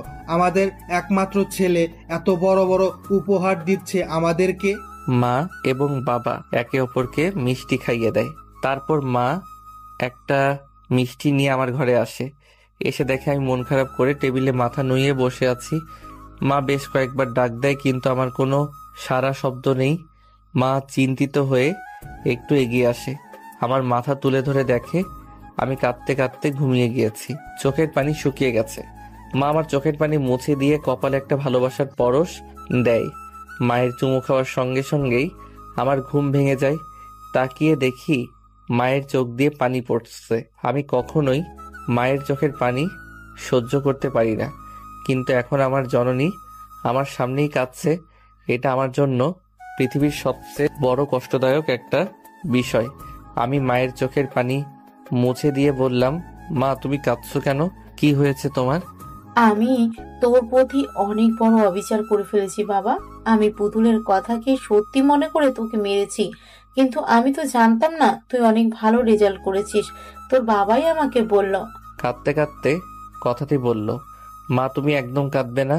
তুই জানো না আমি তোমার চোখের পানি সহ্য করতে পারি না। তোমার চোখের পানির ফোঁটা এক একটা মুক্তার চেয়েও দামি। প্লিজ আর কেঁদো না। মা আর কিছু না বলে আমাকে জড়িয়ে ধরে কেঁদে দেয়। আমিও মাকে জড়িয়ে ধরি। এমন সময় আমাদের পুতুল মহারানী সেখানে হাজির। কেউ প্রচন্ড মন খারাপ করে এসেছে। এসে বলে, বড় মা, আমার ভুল হয়ে গেছে, আমি বুঝতে পারিনি যে। মা পুতুলকে আর কিছু বলতে না দিয়ে পুতুলকেও আমাদের সাথে জড়িয়ে নেয়। এভাবে কিছুক্ষণ অতিবাহিত হওয়ার পর মা আমাকে এবং পুতুলকে একটা মিষ্টি ভাগাভাগি করে দেয়। তারপর মা আমাকে বলে, তুই কেন বলিসনি যে তুই জিপিএ 5 পেয়েছিস? আর মন খারাপ করে বসেছিলিস কেন? আমি জানি না কেন তোমাদেরকে বলিনি যে আমি ভালো রেজাল্ট করেছি, কিন্তু মন খারাপ করে বসেছিলাম একটা কারণে। আমাদের এলাকাতে কোনো ভার্সিটি নেই যে সেখানে নিজের পড়ালেখাটা চালিয়ে যাব। এখন তো আমাকে তোমাদেরকে ছেড়ে দূরে কোথাও গিয়ে পড়ালেখা করতে হবে, তাই মনটা খুব খারাপ। কখনো তোমাদেরকে ছেড়ে থাকিনি তো, তাই কষ্টটা একটু বেশি হচ্ছে। আর আমার পুতুল বউকে ছেড়ে কিভাবে থাকবো? ওর সাথে দুষ্টুমি করেই তো প্রতিটি প্রহর কাটে। মন খারাপ করে না বাবা, তুই তো আর সারা জীবনের জন্য চলে যাচ্ছিস না। এই তো কিছু বছর, তারপরেই তো আবার চলে আসবি। মা আমার মাথায় হাত বুলিয়ে দিল। বাবা মুগ্ধ, যখন ছোট মা একা থাকে তখন আমি ছোট মাকে শুধু মা বলেই ডাকি, আর যখন ছোট মা এবং মা একসাথে থাকে তখন ছোট মাকে ছোট মা বলে ডাকি। আমি চোখ দুটো বন্ধ রেখেই বলি, হ্যাঁ মা বলো। আমার মেয়েটা তোকে খুব জ্বালায়, তাই না বাবা? আজ আমার মেয়েটার কারণেই তুই তোর মায়ের হাতে মার খাইলি। আমি ছোট মায়ের কথা শুনে চট করে উঠে বসি। কপট রাগে বলি, এসব কি বলছো তুমি? যাকে নিয়ে জীবনের এতটা পথ পাড়ি দিলাম তুমি তাকেই দোষারোপ করছো, যার দুষ্টুমি না দেখলে আমার মন ভালো থাকে না, যার সাথে ঝগড়া না করলে আমার দিন কাটে না, তুমি তাকে দোষারোপ করছো। মা, আমি আমার পুতুল বউকে অনেক ভালোবাসি। ও যত বড়ই অন্যায় করুক না কেন, সব অন্যায় আমার কাছে খুবই তুচ্ছ এবং ছোট। আর মা আমাকে মেরেছে, তাতে কি হয়েছে? একটাই তো মেরেছে, তাতে কি এমনটা হয়েছে? তোমরা আমার গুরুজন, তোমরা আমার মাথার ছাদ, তোমরা আমাকে শাসন না করবে তো কে করবে? মা, তুই জানো আমি কতদিন ধরে মায়ের হাতের মায়ের খাইনি? তোমার মনে আছে ছোটবেলায় একবার গাছ থেকে পড়ে গেছিলাম, ঠিক সেদিন মা আমাকে মেরেছিল। তখন আমার বয়স 7 বছর, আর আজ এতদিন পর মায়ের হাতের মার খেলাম। সেদিন মা মেরেছিল আমাকে, তবে সেটা তো রাগ করে মারেনি। আর কখনো যেন এমন কথা না শুনি। ছোট মা আমার থুতনিতে হাত বুলিয়ে বলে, তোর মতো এমন লক্ষ্মী একটা ছেলে যদি আমার হতো। ছোট মার কথা শুনে প্রচন্ড রাগ হয় আমার। কি বললে তুমি? আমার মতো লক্ষ্মী একটা ছেলে হতো? তাহলে আমি কার ছেলে? ও, তার মানে তুমি আমাকে নিজের ছেলে মনে করো না, তাই তো? ঠিক আছে, যাও আমার ঘর থেকে, তোমার সাথে আর কোনো কথা নেই। এই বলে আমি মুখ ঘুরিয়ে বসলাম। বলে বাবালে, আমার সোনা বাবাটা রাগ করেছে। আচ্ছা, এই যে কান ধরলাম, আর কখনো এমন কথা বলবো না। এবার তো আমার দিকে ঘুরে তাকাও, আমার লক্ষ্মী সোনা বাবাটা। ছোট মায়ের এমন তোতলামি দেখে ফিক করে হেসে দিলাম। ছোট মা যে এভাবে কথা বলবে আমি কখনো ভাবতেও পারি নাই। আমি ছোট মার দিকে ঘুরে আবার তার কোলে মাথা রাখলাম। আর কখনো এমন কথা বলবে না, তাহলে অভিমান করে অনেক দূরে চলে যাব। ঠিক আছে, আর কখনো এমন কথা বলবো না। এমন সময় আমাদের পুতুল মহারানী সেখানে হাজির। বাহ, ছেলেকে পেয়ে এখন মেয়েকে ভুলে গিয়েছো তাই না? চুপি চুপি ছেলেকে আদর করা হচ্ছে। কেন রে, তোকে তো সবসময় আদর করি, তবুও মন ভরে না? তোর ভাইয়া তো 2 দিন পরে চলে যাবে, তবুও এত হিংসা করিস? আচ্ছা আয়, তোকেও আদর করে দিচ্ছি। পিচিটাও এসে ছোট মায়ের কোলে মাথা রাখলো। ভাইয়া কোথাও যাবে না, বলে দিলাম। ভাইয়া চলে গেলে আমি খেলবো কার সাথে? ছোট মা কিছু বলতে যাবে, তার আগে আমি বললাম, আচ্ছা ঠিক আছে, আমি কোথাও যাব না। ছোট মাকে কিন্তু বলতে দিলাম না, কারণ আমার দূরে কোথাও যাওয়ার কথা শুনলে পিচিটা হয়তো অনেক পাগলামি করবে, তাই না বলাই শ্রেয়। ছোট মা বলল, আচ্ছা তোরা থাক, আমি আজ তোদের প্রিয় খাবার খিচুড়ি রান্না করব। খিচুড়ির কথা শুনে আমরা দুজনেই হা করে রইলাম। এটা দেখে ছোট মা হেসে দেয়। ছোট মার হাতের খিচুড়ি অনেক মজার হয়। আজ নিজের প্রিয় মুখগুলোকে ছেড়ে চলে যেতে হচ্ছে অচেনা অজানা এক জায়গায়, যেখানে থাকবে না আমার প্রিয় মানুষগুলো। পিচ্চিটাকে ছেড়ে যেতে অনেক কষ্ট হচ্ছে আমার। পরিস্থিতি এতটাই নিষ্ঠুর যে প্রিয় মানুষগুলোকেও দূরে ঠেলে দেয়। আমি যখন কাঁধে ব্যাগ ঝুলিয়ে বাড়ি থেকে বের হই, তখন পিচ্চিটা আমাকে জড়িয়ে ধরে অনেক কেঁদেছে। বারবার বলছিল আমাকে ছেড়ে যেও না। জানালার ধারে বসে এসব কথা ভাবতে ভাবতে নিজের শহরে চোখ বুলিয়ে নিলাম একবার। জানি না কখন চোখ দুটো লেগে গিয়েছিল। আমি আসার পর নাকি পুতুল কাঁদতে কাঁদতে জ্ঞান হারিয়ে ফেলেছিল। এই কথাটি আমাকে কেউ বলেনি। হঠাৎ কারো চিৎকারে ঘুমটা ভেঙে গেল। তাকিয়ে দেখি হেল্পার। জানালার দিকে তাকিয়ে দেখি আমি বাবার দেওয়া ঠিকানা চলে আসছি। বাস থেকে নেমে একটা রিক্সা নিয়ে বাবার দেওয়া ঠিকানায় চলে গেলাম। কলিং বেল বাজানোর কিছুক্ষণ পরে একটা মেয়ে এসে দরজা খুলে দিল। কে আপনি, আর কাকে চাই? দরজাটা খুলে দিয়ে কথাটি বলল মেয়েটি। আমি শান্ত কণ্ঠে জবাব দিলাম, জি, আমি মুগ্ধ। এটা আসলাম চাচার বাড়ি না? মেয়েটি কিছু বলার আগেই বাড়ির ভেতর থেকে একটা শব্দ ভেসে আসলো। কে এসেছে রে মা? মেয়েটি আমাকে দরজায় দাঁড় করিয়ে রেখে উত্তর দিল, মুগ্ধ নামের একটি ছেলে এসেছে, তোমাকে খুঁজছে। আরে ওকে বাইরে দাঁড় করিয়ে রেখেছিস কেন? ভেতরে নিয়ে আয়। এবার মেয়েটি আমার দিকে তাকিয়ে বলল, চলুন ভিতরে, বাবা আপনাকে ডাকছে। আমি অনুমতি পেয়ে ভেতরে গেলাম। সোফায় একজন মহিলা এবং পুরুষ বসে আছে। সম্ভবত মেয়েটির বাবা মা হবে। আমি তাদের সামনে গিয়ে সালাম দিলাম। চাচা সালামের জবাব দিয়ে বলল, তা বাবা, তুমি রায়হানের ছেলে মুগ্ধ? আমি মাথা নাড়িয়ে হ্যাঁ সূচক উত্তর দিলাম। পরিচয় হও, ইনি হলো তোমার চাচি, আর ও হলো আমাদের মেয়ে রিক্তা। ভদ্র মহিলা এবং মেয়েটিকে দেখিয়ে দিয়ে বলল, মেয়েটি প্রথম থেকে আমার দিকে হিংসে ভরা দৃষ্টিতে তাকিয়েছিল। তবে কি মেয়েটির চোখে আমি বিষাক্ত কাটা হয়ে গেলাম। পরিচয় পর্ব শেষ করে চাচা আমাকে বলল, এখন গিয়ে হাত মুখ ধুয়ে একটু বিশ্রাম নিয়ে খাবার খেয়ে না। রিক্তা, মুগ্ধকে গেস্ট রুমে নিয়ে যাও। মেয়েটি আমাকে একটা রুমে নিয়ে এসে বাথরুম দেখিয়ে দিয়ে চলে গেল। আমি ব্যাগটা বিছানায় ছুঁড়ে মেরে বাথরুম গিয়ে ফ্রেশ হয়ে নিলাম। তারপর বিছানায় শরীরটা এলিয়ে দিলাম। হঠাৎ শুনতে পেলাম, বাবা, এই ছেলেটা কি আমাদের সাথে থাকবে? মনে হলো রিক্তা নামের মেয়েটি কথাটি বলল। আমার একটু বেশি কৌতূহল জাগলো মনে তাদের কথোপকথন শুনবার। ছেলেটি আমাদের সাথেই থাকবে। কিন্তু বাবা, ছেলেটাকে দেখে আমার সুবিধার মনে হচ্ছে না। তুমি ওকে অন্য কোথাও থাকতে বলো। কি বলছো এসব? ও আমার ছোটবেলার বন্ধুর ছেলে।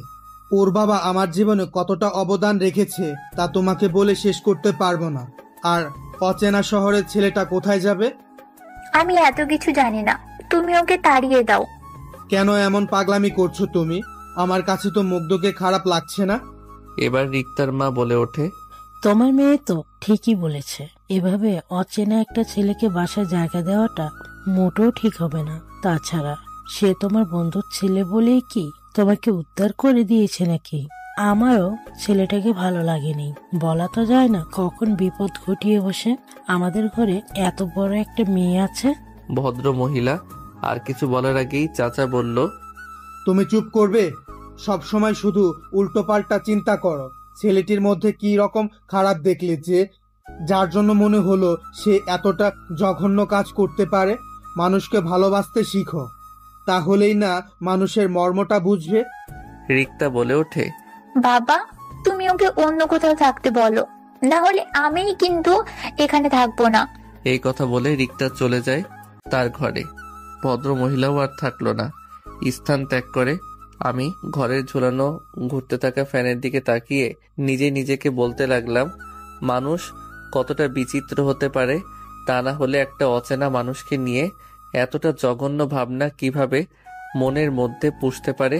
তাদের কথোপকথন শুনে আমার খুব একটা খারাপ লাগলো না, কারণ জীবনে যতটুকু পথ পাড়ি দিয়েছি এতেই পৃথিবীর মানুষ সম্পর্কে বেশ ভালোই ধারণা পেয়েছি। পৃথিবী যতটা না অদ্ভুত তার থেকেও বেশি অদ্ভুত এই পৃথিবীতে বসবাসরত মানুষরা।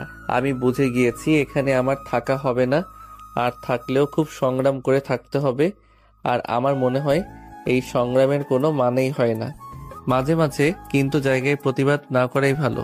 এতে বোঝা যায় কোনটা মুখোশধারী মানুষ আর কোনটা ভালো মানুষ। আমি মুঠোফোনটি হাতে নিয়ে মাকে কল করলাম। দুবার রিং বাজতেই কলটা রিসিভ করলো। আমি কিছু বলার আগেই মা বলল, তুই ঠিকঠাক ভাবে পৌঁছে গিয়েছিস তো বাবা? যেতে কোনো অসুবিধা হয়নি তো? মায়ের কথা শুনে নিঃশব্দে একটা মুচকি হাসি দিলাম। মায়ের কাছে এখনো সেই ছোট্ট মুগ্ধই রয়ে গেলাম। পৃথিবীর সকল মা বাবার কাছে তাদের সন্তানরা ছোটই থেকে যায়, বড় হয়ে যায় তো শুধু সন্তান নামক কিছু অমানুষরা, যারা মা বাবার উপর অত্যাচার করে। হ্যাঁ মা, আমার আসতে কোনো অসুবিধা হয়নি। বাড়ির সবাই কেমন আছে মা? সবাই ভালো আছে, কিন্তু পুতুল কেঁদেই চলেছে। কাঁদতে কাঁদতে জ্ঞান হারিয়ে ফেলেছিল একবার। কথাটি শুনে আমার হাসি মুখটা মলিন হয়ে গেল। ভাঙা কণ্ঠে বললাম, কি বলছো এসব? পুতুল জ্ঞান হারিয়ে ফেলেছে আর তোমরা আমাকে বলনি? বললে কি হতো? চিন্তা ছাড়া কি আর কিছু করতে পারতি? এখন কি করছে? এখন একটু ঘুমিয়েছে। আচ্ছা, বাবা কোথায়? এই তো আমার পাশে, নে কথা বল। এই বলে মা বাবার হাতে ফোনটি দিল। হ্যাঁ বাবা বল, কি খবর তোর? ভালো। বাবা, বাবাকে কিছু বলতে গিয়ে আটকে গেলাম। কি রে, কিছু বলবি? বাবা, আমি এখানে থাকতে চাই না। কেন? তাহলে তোর আঙ্কেলকে বল একটা বাড়ি দেখতে। ঠিক আছে বাবা। তারপর টুকিটাকি কথা বলে কল কেটে দিলাম। যাক, একটা ব্যবস্থা হয়ে গেল। কিছুক্ষণ পরে রিক্তা ডাকতে এলো খাবার খাওয়ার জন্য। আমি কিছু না বোঝার ভান করে খাবার খেতে গেলাম। তোমার বাবা বলল তুমি নাকি আমাদের সাথে থাকবে না। কেন বাবা, এখানে কি তোমার অসুবিধা হবে? খাবার খাওয়ার সময় চাচা কথাটি বলল। না চাচা, কোনো সমস্যা নেই। তাহলে যে তোমার বাবা বলল তুমি এখানে থাকবে না? আসলে আমি একলা থাকতে একটু বেশি পছন্দ করি তো, তাই এই জন্য বাড়িতে ও কেউ আমাকে বেশি ডিস্টার্ব করতো না। আচ্ছা, যেমনটা তোমার ইচ্ছে। তারপর সবাই খাওয়া শেষ করলাম, কিছু সময় বিশ্রাম নিলাম। তারপর আমি রিক্তা এবং চাচা বের হলাম বাসা দেখার জন্য। তাদের পাশেই বাসাটা, একলা মানুষ, তাই বেশি দেখাশোনা করলাম না। সন্ধ্যার মধ্যে সবকিছু গোছগাছ করে নিলাম। আমার পুতুল বউয়ের সাথে কথা বলবো বলে কল দিলাম মাকে। মা বলল, বাবা, তোর বাড়ি পছন্দ হয়েছে? হ্যাঁ মা, হয়েছে। আচ্ছা মা, পুতুল কি এখনো ঘুমায়? না, ঘরে বসে আছে মন খারাপ করে। আচ্ছা, ফোনটা পুতুলকে দাও। পুতুল মামুনি, তোমার ভাইয়া ফোন করেছে, তোমার সাথে কথা বলবে। না, আমি বলবো না। না, আমি কথা বলবো না। ফোনের ওপাশ থেকে আমি স্পষ্ট নাক টানা শব্দ পাচ্ছি। তার মানে পুতুল এখনো কাঁদছে। আমি মাকে বললাম, মা, পুতুলকে বলে দাও আমার সাথে কথা না বললে আর কখনো বাড়ি ফিরবো না। মা পুতুলকে কথাটি বলার সঙ্গে সঙ্গেই পুতুল চিৎকার দিয়ে ফোনটা হাতে নিল। ফোন কানে নিয়ে শুধু কাঁদছে। পিচিটার চোখের এক এক ফোঁটা আমার বুকে তীরের মতো এসে বিঁধতে লাগলো। জানি না পিচিটার চোখের পানি আমাকে কেন এতটা আঘাত করে। আমি চোখের কোণায় জমে থাকা ফোঁটা ফোঁটা পানি মুছে দিলাম। আমার পুতুল বউটা কি এভাবেই কাঁদবে, নাকি আমার সাথেও কথা বলবে? আমি তোমার সাথে কোনো কথা বলবো না। তুমি খুব পচা। তুমি আমাকে একা ফেলে চলে গেছো। এখন আমি কার সাথে খেলবো? আমাকে কে পড়াবে? আমাকে তো তুমি ছাড়া আর কেউ পড়াতে পারে না। কথাগুলো বলে ডুকরে ডুকরে কেঁদে ওঠে পুতুল। ওর এমন বেদনাদায়ক কথাগুলো আমার বুকের ভিতরটাকে দুমড়ে মুচড়ে দিল। ইচ্ছে করছে এখনই ছুটে চলে যাই পিচিটার কাছে। পুতুল বউ, তুই যদি আর একবার কাঁদিস তাহলে আমি আর কখনো বাড়ি ফিরবো না বলে দিলাম। কথাটি বলার সঙ্গে সঙ্গেই কান্না বন্ধ। যাক, ঔষধ কাজে দিয়েছে তাহলে। আমি আবার বললাম, তুই জাদু দেখবি? তুমি তো অনেক দূরে, তাহলে দেখবো কিভাবে? চাইলেই যায়। আমার পড়ার টেবিলের ড্রয়ারে গিয়ে দেখ, তোর জন্য চকলেট রাখা আছে। আর প্রতিদিন সকালে গিয়ে দেখতে পারবি তোর জন্য চকলেট রাখা থাকবে। কিন্তু তুমি তো অনেক দূরে, তাহলে কে আমার জন্য চকলেট রাখবে? এটাই তো জাদু। তুই যখন ঘুমিয়ে পড়বি তখন একটা পরী গিয়ে চকলেট রাখবে তোর জন্য। ফোন রেখে দৌড় দিল আমার ঘরে। চকলেটের জন্য একদম পাগলি। দীর্ঘ 5 বছর পর আজ বাড়িতে ফিরছি। নিজের অনুভূতিটা আজ অন্যরকম লাগছে। প্রিয় মানুষের মুখগুলো দেখব বলে।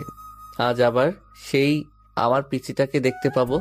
না জানি পিচিটা কতটা বড় হয়ে গেছে। আমাকে দেখলে কি চিনতে পারবে, নাকি আমি তাকে দেখলে চিনতে পারবো? জানি না কি উপহার অপেক্ষা করছে আমার জন্য। দীর্ঘ সময় জার্নির পর বাড়ির সামনে এসে নামলাম। সবকিছু কতটা পরিবর্তন হয়ে গেছে। আমি বাড়ির সামনে গিয়ে দাঁড়ালাম। কিছুটা অবাক হয়ে যাই বটে, কারণ আমাদের বাড়ির সামনে এক ঝাঁক মেয়ে ফুটবল খেলছে। তাদের মধ্যে রয়েছে একটা বড় মেয়ে। মেয়েটাকে ঠিক মতো দেখা যাচ্ছে না। আমি আর সেদিকে না তাকিয়ে বাড়ির দিকে অগ্রসর হলাম। হঠাৎ মাথায় ভারী কিছুর আঘাত পেলাম। মাথাটা ভন ভন করে ঘুরতে লাগলো। পিছনে ঘুরে দেখি বড় মেয়েটি দৌড়ে আসছে আমার দিকে ফুটবল নেওয়ার জন্য। তার মানে এই মেয়েটার কাজ এটা। ভারী বজ্জাত মেয়ে তো, চেনা নেই জানা নেই, হুট করে একজন অপরিচিত মানুষকে বল দিয়ে আঘাত করলো। মেয়েটি আমার সামনে এসে বল কুড়িয়ে নেওয়ার পরে আমার দিকে তাকালো। আমি কিছু বলতে যাব, তার আগে মেয়েটি আমাকে জড়িয়ে ধরলো। আচমকা এমন ঘটনার জন্য মোটেই প্রস্তুত ছিলাম না। মেয়েটি হঠাৎ আমাকে জড়িয়ে ধরলো কেন? কে এই মেয়েটি? এসব নানান চিন্তা ঘুরপাক খেতে লাগলো আমার মাথায়। ইতিমধ্যে আমার পুরো শরীরটা অবশ হয়ে যেতে শুরু করে। মনে হচ্ছে অনেক পুরনো কিছুর সঙ্গে আমার সংঘর্ষ হয়েছে, যার জন্য মনের ভিতর অজানা শিহরণ বয়ে যাচ্ছে। হঠাৎ আমার বুকে ভেজা অনুভব করলাম। মনে হচ্ছে মেয়েটি কাঁদছে, কিন্তু কেন কাঁদছে? সবকিছু আমার অজানা। আমার এগুলোকে জানবার খুব ইচ্ছে জাগছে মনে। এতক্ষণে হুঁশ এলো আমার। আমি মেয়েটির মাথা আমার বুক থেকে তুলে দেখলাম মেয়েটির চোখ জোড়া আবছা লাল হয়ে গেছে। আমি কণ্ঠে জোর এনে বললাম, এ কি, আপনি কাঁদছেন কেন? কি হয়েছে আপনার? মেয়েটি আমার কথা শুনে মনে অনেকটা অবাক হলো মনে হচ্ছে। আমিও ভাবতে লাগলাম এতটা অবাক হওয়ার কারণ। মেয়েটি কপট রেগে কোমরে 2 হাত রেখে বলল, তুমি আমাকে চিনতে পারোনি? আমাকে তুমি করে সম্বোধন করায় অনেকটা অবাক হলাম আমি। আমাকে কিছু বলার সুযোগ না দিয়ে আবার সে বলল, আজ তোমাকে দেখাবো মজা। এই বলে ফুটবল রেখে আমাদের বাড়ির ভিতরে চলে গেল। আমি আরো বেশি অবাক হলাম মেয়েটির এমন হুটহাট কাজকর্ম দেখে।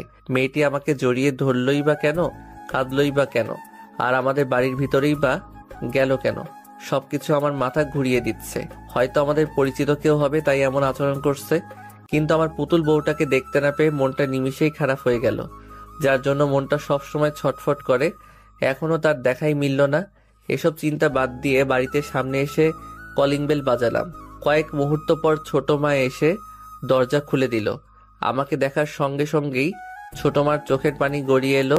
কলিজা বলে চিৎকার দিয়ে আমাকে জড়িয়ে ধরে কাঁদতে লাগলো। হয়তো এটা খুশির কান্না, এই কান্না থামাতে নেই। কলিজার শব্দটি শুনে ঘরে থাকা আমার জননী ও এক প্রকার দৌড়ে চলে এলো। ছোট মা আমার কপালে গালে চুমো দিয়ে ভরিয়ে দিল।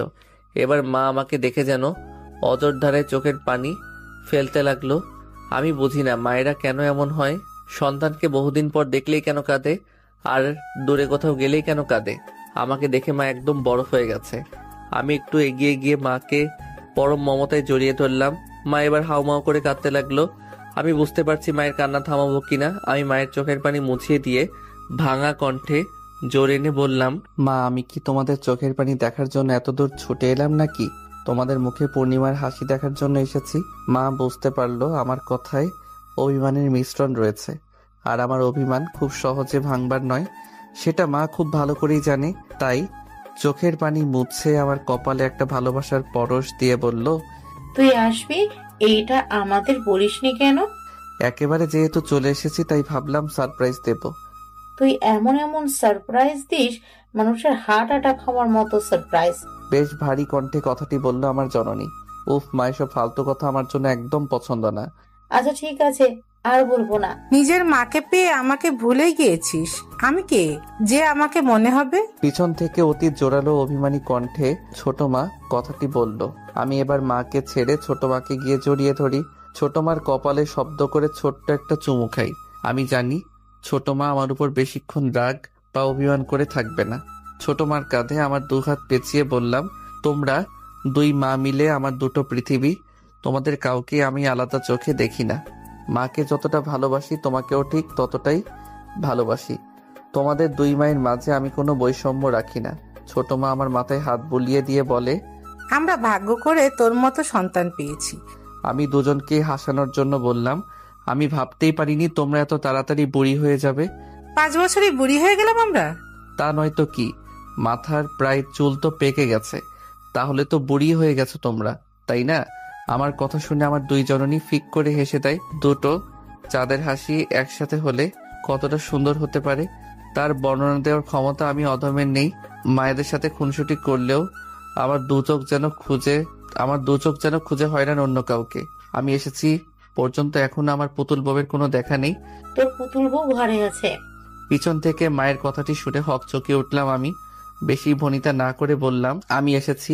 এটা কি পুতুল বুঝতে পারিনি নাকি বুঝে ও আসছে না তা জানি না, তবে তুই আসায় কয়েক মুহূর্ত আগে মন খারাপ করে হন হন করে ঘরে গেল।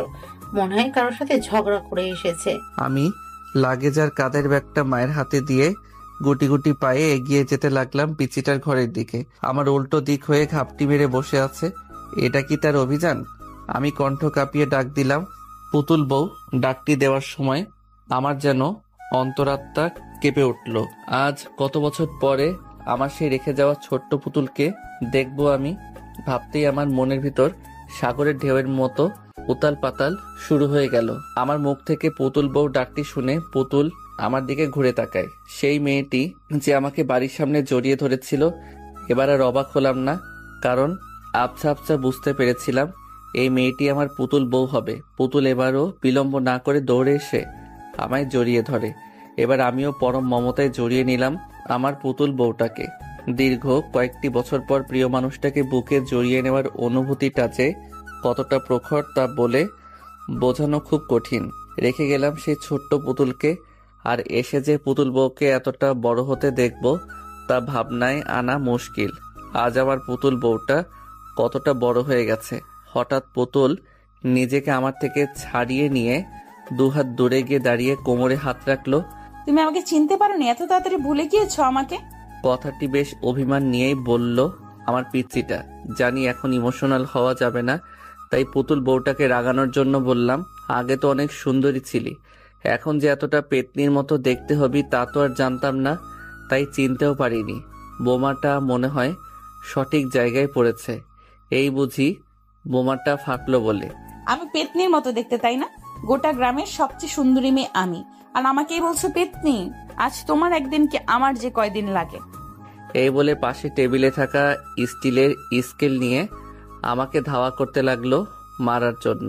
পুরো বাড়ি ছুটে চলেছি আমরা। সত্যি এতদিন পরে পুতুলের রাগ ভাঙাতে পেরে অনেকটাই ভালো লাগা কাজ করছে আমার মনে। আমাদের এমন ছেলে মানুষই দেখে ছোট মাকে বলে, এতদিন বাড়িটা যেন প্রাণহীন ছিল, আজ আমাদের খোকা আসার সাথে সাথে এই বাড়িটা প্রাণ ফিরে পেল।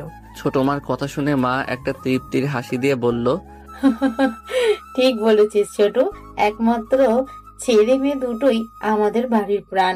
ওদের ছাড়া বাড়িটা একেবারে নিষ্প্রাণ। ছেলেটা হুট করে এসে আমাদের চমকে দিল, আর দুজন একসাথে হয়েই কেমন খুনসুটি ও দুষ্টুমিতে মেতে উঠল।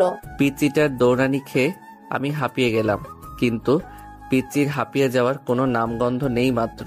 একটা সময় না পেরে আমি সোফায় ধপ করে বসে পড়লাম। এই সুযোগে পুতুলও কয়েকটা বসিয়ে দিল আমার শরীরে। পুতুলের মান অভিমান ভাঙিয়ে নিজের ঘরে গেলাম ফ্রেশ হওয়ার জন্য। ঘরে গিয়েও অবাক হতে হলো আমাকে, কেননা যেমন পরিষ্কার ঘর রেখে গিয়েছিলাম ঠিক তেমনই আছে। কেউ হয়তো প্রতিনিয়ত ঘরে এসেছে এবং আমার এই ছোট্ট ঘরটিকে পরিষ্কার পরিচ্ছন্ন রেখেছে। এসব ভাবছিলাম, তখনই পিছন থেকে কেউ বলে ওঠে, আমি সব সময় তোমার ঘর পরিষ্কার রেখেছি, এই নাও তোয়ালে। তোয়ালেটা আমার হাতে ধরিয়ে দিয়ে আমাকে কিছু বলার সুযোগ না দিয়ে চলে গেল পুতুল। ভাবতে লাগলাম, আমার সেই ছোট্ট পুতুল আর সেই ছোট্টটি নেই, অনেক বড় হয়ে গিয়েছে সে। একটা সময় ছিল আমাদেরকেই তার কাজ করে দিতে হতো, আর এখন সে আমাদের কাজ করে দেয়। এসব ভাবনা বাদ দিয়ে বাথরুমে গিয়ে গোসল করে নিলাম, তারপর খেয়ে নিলাম। কিছুক্ষণ পর বাবা এবং ছোট চাচ্চু একসাথে বাড়িতে আসে। তাদের সাথে কুশল বিনিময় করলাম, তারপর আড্ডায় মেতে উঠলাম সবাই। হঠাৎ পুতুলের কথা মনে পড়ায় মাকে জিজ্ঞেস করলাম, মা পুতুলকে দেখছি না, পুতুল কোথায়? মা রান্নাঘরের দিকে ইশারা করে বলল, পুতুল রান্নাঘরে রান্না করে। আমি মায়ের কথা শুনে এবার আরো বেশি অবাক হয়ে গেলাম। কি আশ্চর্য, বাড়িতে আসার পর সবাই শুধু আমাকে অবাকই করে দিচ্ছে। পুতুল রাঁধতে পারে? কেন পারবে না? রান্না বান্না মেয়েদের জীবনের অনেক বড় এমন ভূমিকা পালন করে। পুতুল তোকে রেঁধে খাওয়াবে বলে অনেক কষ্টে রান্না করা শিখেছে। বিশ্বাস না হলে গিয়ে দেখ। যাক মা, আমার পথটা সোজা করে দিল পুতুলের কাছে যাওয়ার কথা বলে। না হলে হুট করে কিসের বাহানা দেখিয়ে পুতুলের কাছে যেতাম। তাই আর বিলম্ব না করে রান্নাঘরের দিকে অগ্রসর হলাম। গিয়ে আমি এক অপরূপাকে দেখতে পেলাম। ওড়না কাঁধে ঝুলিয়ে কোমরে বেঁধেছে পুতুল। পুতুলের মুখে একটু আটা লেগে আছে, দারুণ লাগছে দেখতে। পুতুল অতীতের তুলনায় বর্তমানে আরো বেশি সুন্দর হয়েছে। লম্বা কালো চুল, হরিণীর মতো টানা টানা চোখ, নাকটা হালকা উঁচু, চোখ দুটো বড় বড়, চুলগুলো হাঁটুর নিচে। পুতুলের চুল ছোটবেলা থেকেই বড়। আমার সামনে এ যেন এক মায়াবতী নারী দাঁড়িয়ে আছে। আমি পুতুলের ওই অপরূপ সৌন্দর্যের ভিতরে নিজেকে হারিয়ে ফেললাম। দরজায় হেলান দিয়ে মন ভরে পুতুলকে দেখতে ব্যস্ত হয়ে পড়লাম আমি। এদিকে কারো উপস্থিতি টের পেয়ে পুতুল দরজার দিকে তাকায়। আমাকে এভাবে দেখে কিছুটা নড়ে চড়ে উঠল। হয়তো আমাকে এভাবে আশা করেনি সে। এদিকে পুতুলকে দেখতেই বিভোর আমি। পুরো দুনিয়া যেন এই মুহূর্তে থমকে গিয়েছে। পুতুলের মনে শয়তানি বুদ্ধি জেঁকে বসে। গরম খুঁদি নিয়ে টিপি টিপি পায়ে আমার সামনে এসে দাঁড়ায়। তবু কোনো হেলদল নেই আমার। পুতুল গরম খুন্তিটা আমার হাতে ছোঁয়ালো, সঙ্গে সঙ্গে চিৎকার বেরোলো, কিন্তু চিৎকারটা বাইরে যেতে দিল না পুতুল। তার আগেই তার ওই নমনীয় কোমল হাত দিয়ে আমার মুখটা চেপে ধরে। পুতুল একদম আমার শরীরের সাথে লেপ্টে গেছে। আমি পুতুলের তুলনায় একটু লম্বা হওয়ায় আমার মুখ চেপে ধরায় আমার একদম কাছে আসতে হয়েছে তাকে। আমি পুতুলের চোখের দিকে তাকিয়ে একদম বরফ হয়ে যাই। কি আছে এই চোখে, যার মায়ায় বারবার হারিয়ে ফেলছি নিজেকে। আমার গরম নিঃশ্বাস পুতুলের হাতে আছড়ে পড়ছে। এতে পুতুল শিউরে ওঠে, মনে হচ্ছে শরীরটা এলিয়ে দিল। পুতুল কেউ দেখে ফেলবে। পুতুল আমার মুখ থুবড়ে হাতটা সরিয়ে নেয়। দেখুক, তাতে আমার কি? আমি পুতুলের এমন মোহময় কথা শুনে বেকুব হয়ে গেলাম। কেউ দেখে ফেললে সমস্যা হবে। তুমি আমাকে চুপি চুপি দেখছিলে, তাতে কোনো সমস্যা নেই, আর আমি একটু এসেছি তাতেই যত সমস্যা। এই বলে পুতুল আবার নিজের জায়গায় গিয়ে রান্না করতে থাকে। আমি ওর কাছে গিয়ে ভাবতে লাগলাম, পুতুল সত্যি আর ছোট নেই। ও বুঝতে পেরেছে কাছে আসার গুরুত্বটা। হঠাৎ খেয়াল করলাম পুতুলের হাতে কিসের যেন একটা দাগ। আমি পুতুলের হাতটা চেপে ধরে জিজ্ঞেস করলাম, পুতুল তোর হাতে কি হয়েছে? পুতুল তার হাতটা ছাড়িয়ে নেওয়ার ব্যর্থ চেষ্টা করে বলল, তেমন কিছু না, এমনিতেই। এমনিতেই যে দাগ পড়ে না পুতুল, সত্যি করে বলো। পুতুল পিট করে তাকিয়ে আমতা আমতা করে বলল, তোমার জন্য রান্না শিখতে গিয়ে তেল হাতে পড়ে একটু পুড়েছিল। পুতুলের কথাটা যেন সোজা আমার বুকে গিয়ে বিঁধল। সেই ছোট্ট পুতুল আমার জন্য এতটা কষ্ট করেছে। আমি কিছু না বলে শুধু মায়াবী দৃষ্টিতে তাকিয়ে রইলাম পুতুলের দিকে। রাতে ডিনার শেষ করে পুতুলের রান্নার অনেক প্রশংসা করলাম। এতে পুতুল অনেকটাই খুশি হয়েছে। বউ বা প্রিয় মানুষগুলো যখন আপনার জন্য কষ্ট করে রান্না করে, তখন একটু বানিয়ে হলেও তার রান্নার প্রশংসা করুন। এতে সে অনেকটাই অনুপ্রেরণা পায় এবং আনন্দিত হয়। প্রিয় মানুষগুলো কিন্তু সামান্য একটু প্রশংসা পাওয়ার জন্যই রান্না করে। সকালে ঘুমিয়েছিলাম, হঠাৎ পেটে ভারী কিছু অনুভব করলাম।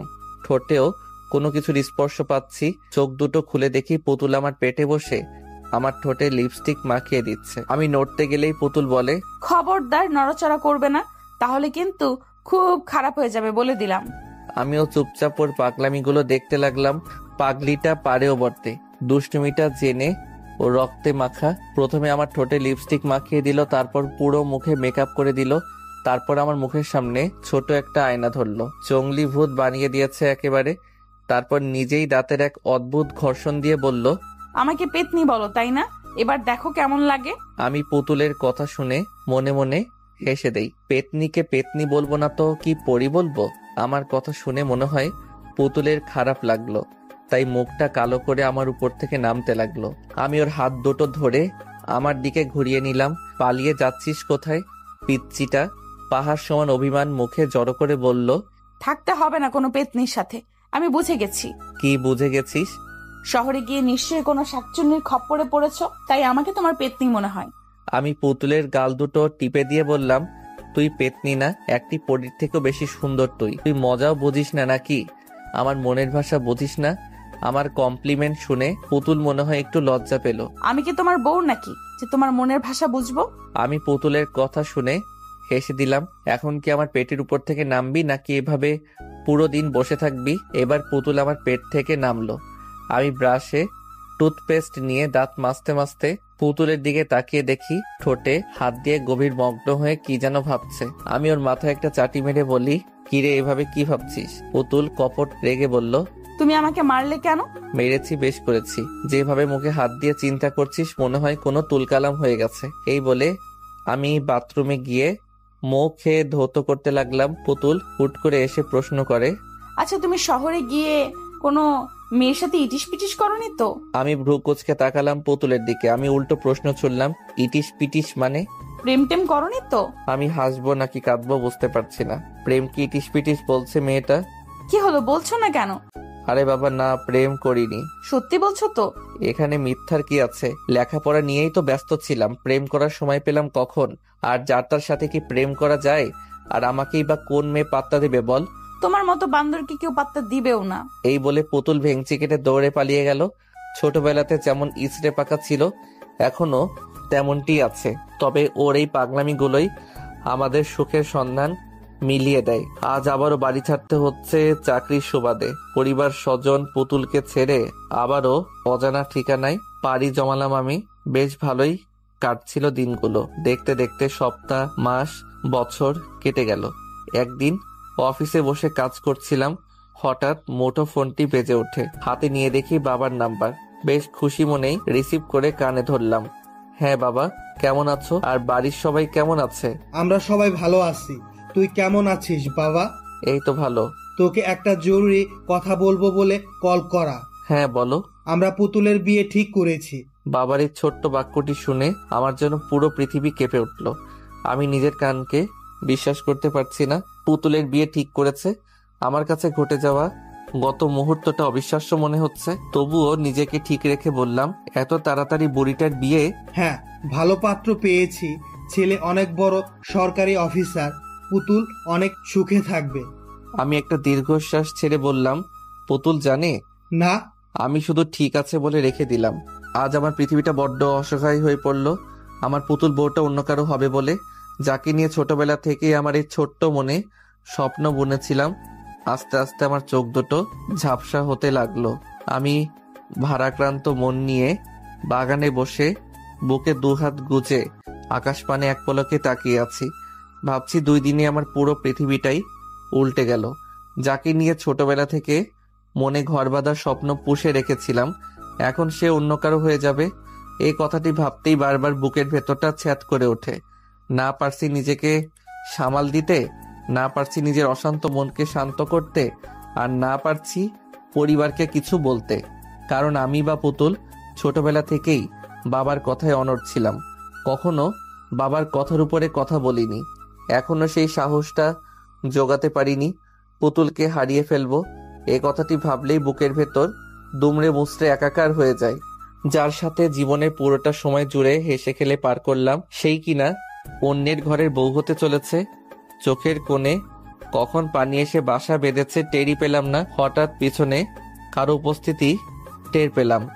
আলতো করে চোখের পানি মুছে পিছনে তাকালাম। পুতুল দাঁড়িয়ে আছে। মুখ দেখে যতটা বুঝলাম তাতে মনে হলো পুতুলের মন আমার থেকেও বেশি খারাপ। কিরে, কিছু বলবি? বলার জন্যই এসেছি। আজ অনেক কিছুই বলার আছে তোমাকে। তুমি সব সময় আমার কথা মজা ভেবে উড়িয়ে দাও, কিন্তু আজ আমি যা বলবো তা একদম মজা নয়। আজ পুতুলের কথার সুর পাল্টে গেছে।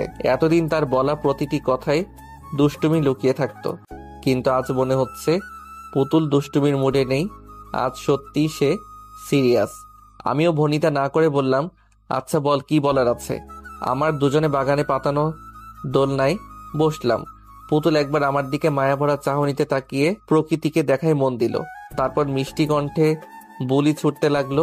ভাইয়া, তোমার মনে আছে সেদিনের কথা, যেদিন তুমি পরন্ত বিকেলে নদীর ধারে বসে নদীর সৌন্দর্য দেখছিলে? পুতুলের কথা শুনে অনেকটাই অবাক হলাম। এত পুরনো কথাও পুতুলের মনে আছে? আমি কিছুটা আন্দাজ করতে পারলাম পুতুল ঠিক কি বলতে চাই। তবুও পুরো বিষয়টা পরিষ্কার হবার জন্য বললাম, মনে আছে। সেদিন আমি তোমাকে বলেছিলাম, ভাইয়া তুমি আমাকে বিয়ে করবে, আমি তোমার সব কাজ করে দিব। সেদিন তুমি আমার কান টেনে বলেছিলে আমি যখন বড় হয়ে বিয়ের উপযুক্ত হব তখন তুমি আমাকে বউ বানাবে। আমি কথা কাটানোর জন্য বললাম, পাগলি, ওটা তো মজা করে বলেছিলাম। তোমার কাছে ব্যাপারটা মজার হলেও আমি কিন্তু একদম মজা করিনি। সেদিন তুমি বলেছিলে আমাকে বিয়ে করবে, আজ সত্যি তোমার বউ হতে চাই। আমি পারবো না অন্য কাউকে বিয়ে করতে। আমি তোমাকে অনেক ভালোবাসি ভাইয়া। আমি পুতুলের কথা শুনে ওর মুখের দিকে তাকালাম। চোখ দিয়ে নীরবে পানি পড়ছে। আমি কখনো ভাবতেও পারিনি পুতুল এত পুরনো কথা মনে রেখে সেই ভালোবাসার দাবি নিয়ে আবারও আমার সামনে এসে দাঁড়াবে। মানুষ জীবনে অনেক কিছু আশা করে না, কিন্তু সেই না চাওয়া জিনিসটাই জীবনে আসে। আবার অনেক কিছু চেয়ে হাজার চেষ্টা করেও পাওয়া যায় না। জীবন কি অদ্ভুত। তুই কি বলছিস এসব? এটা কখনো সম্ভব নয়। কেন সম্ভব নয়? তুমি আমাকে কখনো ভালোবাসোনি? কি উত্তর দেব এখন আমি? কথা বলার ভাষা যে হারিয়ে গেল। আমিও যে তোকে নিজের থেকেও বেশি ভালোবাসি, কিন্তু পরিবার আর সমাজের জন্য ভালোবাসাটাকে প্রকাশ করতে পারছি না। আমি নিশ্চুপ থাকায় পুতুল হয়তো ভেবে নিয়েছে আমি সত্যিই তাকে ভালোবাসি না, তাই আবার বলতে থাকে, তুমি যদি সত্যি আমাকে ভালো না বাসো তাহলে কেন এত কেয়ার করো আমার? কেউ আমাকে মারলে তুমি কেন এতটা রাগ করতে? আমি না খেলে তুমিও কেন খাওয়া বন্ধ রাখতে? আমার সামান্য একটু কষ্টে কেন তুমি এত কষ্ট পেতে? আমি না খেয়ে ঘুমালে তুমিও কেন না খেয়ে ঘুমাতে? উত্তর দাও। নাকি এগুলো সব মিথ্যে অভিনয়? আমাকে ভালো না বাসলে কেন সব সময় আমাকে সবার কাছে বেশি প্রাধান্য দিয়েছো তুমি? কেন দিনের পর দিন আমার এত অত্যাচার সহ্য করেছো? তুমি কি কখনোই আমাকে ভালোবাসোনি, নাকি আমি শুধু তোমার চাচাতো বোন? পুতুলের কথা ধারালো তীরের মতো আমার বুকে বিঁধতে লাগলো। এতটা প্রখর তার কথার বলি, সেই দিনের সেই পিচ্চিটা আমাকে এতটা ভালোবাসবে তা আমার ভাবনার বাইরে। আমি পুতুলকে সান্ত্বনা দেওয়ার জন্য বললাম, দেখো পুতুল, এখানে আমাদের ভালোবাসার কোনো মূল্য নেই, আর আমি তোকে ভালোবাসলেও এর কোনো ফায়দা নেই। কারণ আমাদের সম্পর্ক আমাদের পরিবার এবং সমাজ কেউই মানবে না। তুই এই বিয়েতে রাজি হয়ে যা, দেখবি অনেক সুখী হবি। আমার কথা শুনে পুতুল মিছে একটা হাসি দিল ঠোঁট বাঁকিয়ে। আমি বুঝলাম না আমি হাসির কি বললাম। যে মানুষটা অন্যায়ের বিরুদ্ধে সব সময় রুখে দাঁড়ায় আজ সেই বিড়াল হয়ে গেছে। আরে তুমি কোন সমাজের কথা বলছো, যেই সমাজ মানুষের কষ্টে প্রাণ খুলে হাসে? আমি তোমাকে ভালোবাসি, আর একটা মানুষ কখন কাউকে ভালোবাসে জানো? যখন সে কারো কাছে নিজের সুখ খুঁজে পায়, ঠিক তখনই তাকে ভালোবাসে। আমি তোমাকে ভালোবাসি, তাই তোমার কাছেই সুখে থাকবো। তুমি কেন বুঝতে পারছো না আমার ভালো থাকার চাবিকাঠি যে তুমি?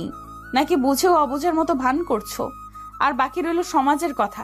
আচ্ছা, ধরে নিলাম আমি এই সরকারি অফিসারকে বিয়ে করেছি, কিন্তু আমি ভালোবাসি তোমাকে।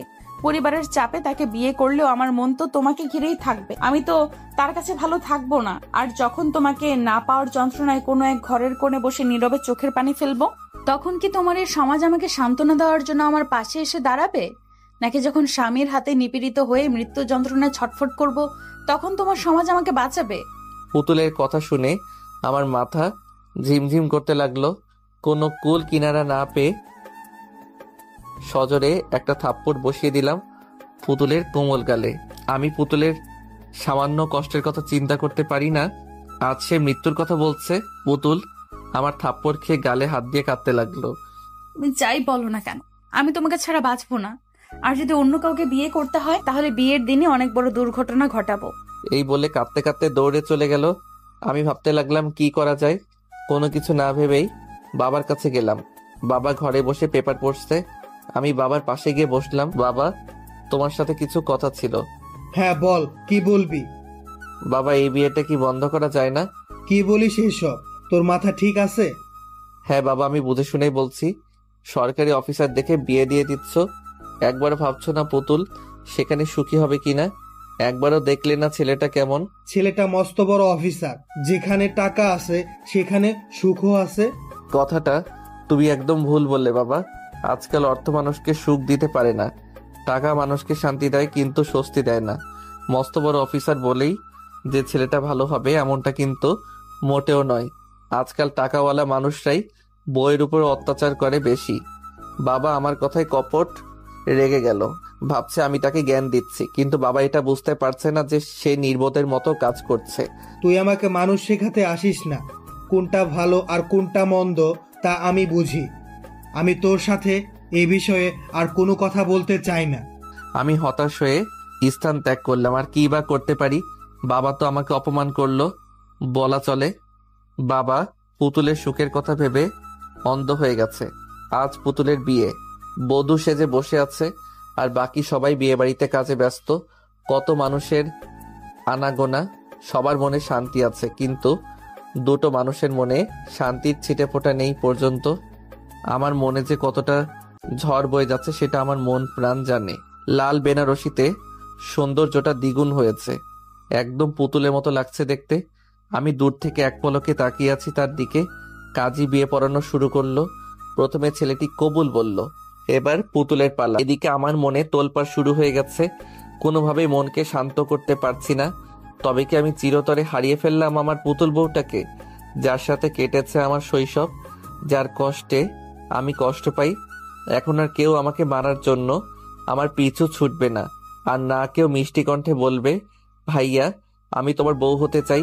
কাজী যখনই পুতুলকে কবুল বলতে বলল, ঠিক তখনই পুতুল বিয়ের মঞ্চে লুটিয়ে পড়ে। এটা দেখে আমি বরফে পরিণত হই, কারণ পুতুল সেদিন আমাকে বলেছিল আমাকে না পেলেও ও কোনো দুর্ঘটনা ঘটাবে। পুতুল আত্মহত্যা। আমি ধপ করে বসে পড়লাম। পুতুল এটা কি করলো?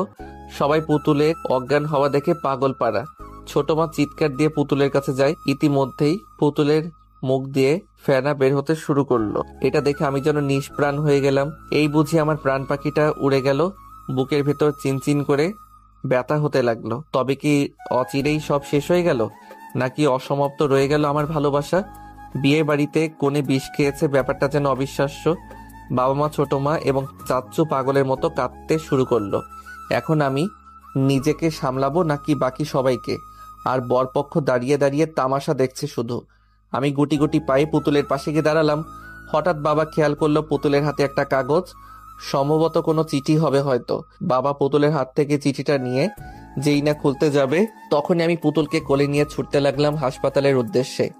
আমি থাকতে আমার পুতুল বউয়ের কিছু হতে পারে না।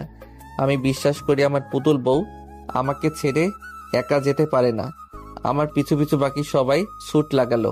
কোনো রকমে একটা ট্যাক্সি নিয়ে হাসপাতালে গেলাম। পুতুলকে ওটিতে নেওয়া হলো। ডক্টর আর কয়েকটা নার্স ওটিতে গেল। কিছু সময় পরে ডক্টরের মাথা ঘুরতে লাগলো। এটা কেমন রোগী? ডক্টর কোনো কিছু বুঝতে না পেরে মাথা চুলকাতে শুরু করে। এটা দেখে নার্স জিজ্ঞেস করে, স্যার আপনি ঠিক আছেন তো? কোনো সমস্যা? ডক্টর এবার ঠোঁট চুলকাতে শুরু করে বলল, সমস্যা আমার মাথায় নাকি রোগীর পেটে সেটাই তো বুঝতে পারছি না। এটা রোগী নাকি অন্য কিছু? ডক্টরের কথা শুনে নার্স তাজ্জব বনে চলে গেল। স্যার, রোগীর পেটে তো অবশ্যই সমস্যা আছে, কারণ তার পেটে বিষ আছে। নার্সের কথা শুনে ডক্টর তার চোখের চশমাটা নাকের ডগায় নামিয়ে নার্সের দিকে তাকিয়ে বলল, আরে কোথায় বিষ? কিসের বিষ? কেমন বিষ? ডক্টরের এমন প্রলাপ বাক্য শুনে নার্সের জ্ঞান হারাবার মতো অবস্থা। এটা লেখাপড়া করা ডক্টর নাকি হাতুড়ি থেরাপি দেওয়া ডক্টর? বেটার বুড়ো বয়সে ডাক্তারি ভুলে গেল নাকি? মনে মনে কথাগুলো ভাবলো নার্স। আরে স্যার, রোগীর পেটে বিষ আর আপনি বিষ খুঁজে বেড়াচ্ছেন? আরে রোগীর পেটে কোনো বিষ টিষ নেই, সে তো দিব্যি শ্বাস নিচ্ছে। এবার নার্সের মনে ভয় ঢুকে গেল। রোগী ভূত টুত নয়তো ভয়ের চোটে নার্সটা তোতলাতে শুরু করলো। স্যার? নার্সের মুখে শ্যাশা শব্দটি শুনে এবার ডক্টরের চোখ টেরা হয়ে গেল। শাসা করছো? স্যার, তাহলে ওর মুখে কিসের ফেনা? টুথপেস্টের ফেনা। রোগীর তো কিছুই হয়নি। কিছু যখন হয়নি, তাহলে আমরা রোগী করছি কেন? হঠাৎ পিছন থেকে কেউ ডক্টরের হাত টেনে ধরে। এতে ডক্টরের প্যান্ট ঢিলে হয়ে গেল। অপরদিকে পুতুলকে ওটিতে নেওয়ার পরে বাবা পুতুলের হাতে থাকা চিঠিটা খুলে পড়তে লাগলো। পড়ার পরে ধপ করে বসে পড়ে চেয়ারে। এটা দেখে বাকি সবাই উত্তেজিত হয়ে বাবাকে সামলায়। চাচ্চু বাবাকে জিজ্ঞেস করে, কি লেখা আছে ওতে ভাইয়া? বাবা চিঠিটা চাচ্চুর হাতে দেয়। সেটা জোরে জোরে পড়তে শুরু করলো। প্রিয় বাবা এবং বড় বাবা, তোমরা আমাকে অনেক ভালোবাসো তা আমি জানি, এবং তোমরা সুখের কথা ভেবেই এই বিয়েটা দিচ্ছ। কিন্তু আমি এই বিয়েতে সুখী হতে পারবো না, কারণ আমি ছোটবেলা থেকেই একজনকে মনে প্রাণে ভালোবেসে এসেছি। সে আর কেউ নয়, মুগ্ধ ভাইয়া। ছোটবেলা থেকে স্বপ্ন ছিল ভাইয়ার বউ হবার। ভেবেছিলাম কখনো তোমাদের ছেড়ে অন্য কোথাও যাব না, চিরকাল আমরা একসাথেই থাকবো। আমি যখন ছোট ছিলাম তখন তোমরা আমাকে ভাইয়ার বউ বলতে, আর তখন আমার অনেক লজ্জা হতো, অপরদিকে খুশিও হতাম খুব। একদিন তোমরাই বলেছিলে আমাকে ভাইয়ার বউ করবে, কিন্তু তোমরা তোমাদের কথা ভুলে গেছো, এবং ভাইয়াও কথা দিয়েছিল আমাকে তার বউ করবে। সেও তার দেওয়া কথা ভুলে গিয়েছে। তোমরা কেউ আমাকে বোঝোনি আমি ভাইয়াকে অনেক ভালোবাসি, আর ভাইয়াও আমাকে অনেক ভালোবাসে। তোমরা আমাদের সম্পর্ক নাকি মানবে না, তাই তোমাদের সবাইকে ছেড়ে চলে যাচ্ছি একা। আমি পারবো না ভাইয়াকে ছাড়া বাঁচতে, তাই পাড়ি জমালাম না ফেরার দেশে। ইতি তোমাদের আদরের দুষ্টু পুতুল। চিঠিটা শুনে আমার মাথা ভন ভন করতে শুরু করলো। আমি কখন তাকে বললাম যে আমিও ভালোবাসি? মেয়েটা মরবে তবুও কাউকে শান্তি দেবে না। চিঠিটা শুনে সবাই আমার দিকে কেমন যেন অদ্ভুত দৃষ্টিতে তাকালো। নিজেকে এলিয়েন মনে হচ্ছে। বাবা আমার সামনে এসে জিজ্ঞেস করলো, তোরা একে অপরকে ভালোবাসিস? এই বাবা আবার বলে, তোরা একে অপরকে ভালোবাসিস, সেটা আমাদের বলিসনি কেন? আমি কিছু বলতে যাব, তখনই ওটি থেকে ডক্টর এবং নার্স বেরিয়ে আসে। সবাই ডক্টরের কাছে ছুটে যায়। বাবা ডক্টরকে প্রশ্ন করে, ডক্টর, আমাদের মেয়েটার কি অবস্থা? ও ভালো আছে তো? ডক্টর নাগের ডগা চুলকাতে শুরু করে। এটা দেখে নার্স মনে মনে ভাবে, এই বেটার চুলকানির রোগ আছে নাকি? Danger coming. ডক্টরের কথা শুনে আমি হা করে তাকিয়ে রইলাম তার দিকে। লেখোকা, এটা আবার কোন দেশের ভাষা? আমি ডক্টরের কথা না বুঝে নার্সকে জিজ্ঞেস করলাম, নার্স ডক্টর কি বলল? আমি তো কিছুই বুঝলাম না। এই সুযোগ ডক্টরকে পচানোর।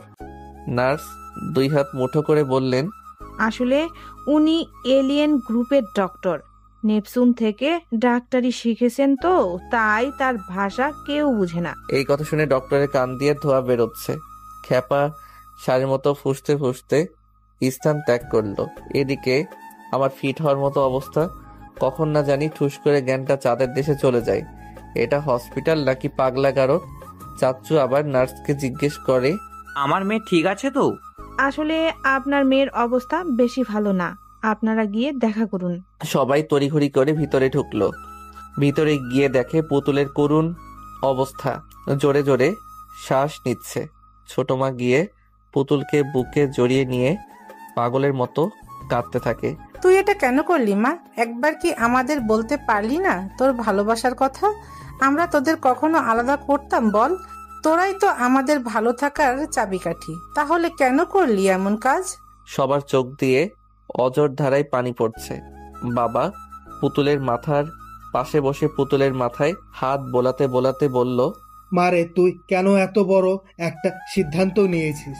শুধু একবার মুখ ফুটে আমার মনের কথাগুলো আমাকে বললে কি আজ এই দিনটা আসতো? তুই তো আমাকে অনেক ভালোবাসিস, তবু আমায় বলতে পারলি না।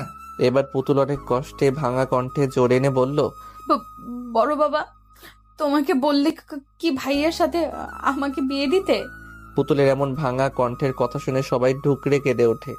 বাবা চোখের পানি মুছে বলল, হ্যাঁ দিতাম। এই কথাটি শুনে পুতুল এক লাফে উঠে বসে বলল, তাহলে এখন বিয়ে দাও ভাইয়ার সাথে। পুতুলের কাণ্ড দেখে এক একজনের চোখ ফুটবলের আকার ধারণ করলো। তো ইতিমধ্যে বুকে হাত দিয়ে ফ্লোরে লুটিয়ে আমি গিয়ে বড়ের বুকে কান পেতে শুনতে লাগলাম হার্টবিট চলছে নাকি পগার পার, কিন্তু না, এই তো দেখি গান বাজানোর বক্সের মতো শব্দ করছে তার হার্টবিট। আমি কানে কম শুনতে লাগলাম। কে যেন বরের মুখে পানি ঢেলে জ্ঞান ফেরালো ও ফ্লোর থেকে উঠে বলল, আমি আর এই বিয়ে করবো না। এই মেয়ে এত ডেঞ্জারাস, একে বিয়ে করলে 2 দিনের মাথায় আমার সুস্থ হার্ট অ্যাটাক করে কাতায় চলে যাব। আমি নাই। এ বলে ছেলে হাওয়া হয়ে গেল। যা সালা, বর কোথায় ভ্যানিশ হয়ে গেল। যাক, আপদ বিদায় হলো। রাগে চাচ্চুর চোখ লাল হয়ে গেছে। তুই এতক্ষণ আমাদের সাথে নাটক করলি? এই বলে পুতুলকে মারার জন্য হাত তুলল। সঙ্গে সঙ্গে বাবা চাচ্চুর হাত ধরে ফেললো। আহ ছোট, কি পাগলামো করছিস? আমার বৌমাকে মারার কথা আর জীবনেও ভাববি না। বাবার কথা শুনে আমি টাসকি খেলাম। দাদার পোলা কয় কি? আর বৌমা শব্দটি শুনে পুতুল এতটাই লজ্জা পেল যে তার মুখ লাল টমেটোর মতো রঙে পরিণত হলো। বাবা আবারও বলতে লাগলো, দোষটা ছিল আমাদেরই, আমরাই বুঝতে পারিনি আমাদের ছেলে মেয়েদের ছোটবেলা থেকে এতটা মহব্বত তাদের দুজনার প্রতি। আর আমি তো ভাবতেই পারিনি আমার পুতুল মা এতটা বড় হয়েছে যে সে কাউকে ভালোবাসতে শিখেছে। আমি আজকেই তোদের বিয়ে দেব। বাসর ঘরে ঢুকে দেখি পুতুল জায়নামাজ বিছিয়ে বসে দুহাত তুলে দোয়া করছে। আমার দেরিতে আসাতে একাই নামাজ শেষ করলো। যাক, তবুও তো আমার পুতুল বউটাকে এমন দিনী রূপে দেখে অন্তরাত্মা শীতল হয়ে গেল। অবশেষে পুতুলকে ছোটবেলা থেকে বউ ডাকা আজ সার্থক হলো। আমি আনমনা হয়ে পুতুলকে দেখাতে ব্যস্ত। এদিকে পুতুলের দোয়া শেষ হলে উঠে এসে দেখে আমি দরজার কাছে আনমনা হয়ে তাকিয়ে দেখছি। পুতুল আমার সামনে তুড়ি বাজিয়ে বলল, কি হলো? এইভাবে আনমনে কি দেখছো? ভাবুক দৃষ্টিতে তাকিয়ে রইলাম পুতুলের দিকে। মাশাআল্লাহ, মুখে সবকিছু ঠিক আছে, কিন্তু কিসের যেন একটা অভাব রয়েই গেছে। আমি পুতুলের কোমর জড়িয়ে ধরে আলতো করে ওর কপালে শব্দ করে ছোট্ট একটা চুম্বন করলাম। পুতুল আমার ভালোবাসার প্রথম পরশ সাদরে গ্রহণ করলো। তারপর পুতুলের 2 চোখের পাতাতেও চুম্বন করলাম। পুতুল নিষ্পলক চোখে তাকিয়ে আছে আমার দিকে। এ যেন হরিণীর একজোড়া চোখ তাকিয়ে আছে আমার মুখপানে। এতটাই মায়াবী তার চোখ। আমি মাথার পাগড়িটা খুলে রেখে বিছানায় শরীরটা এলিয়ে দিলাম।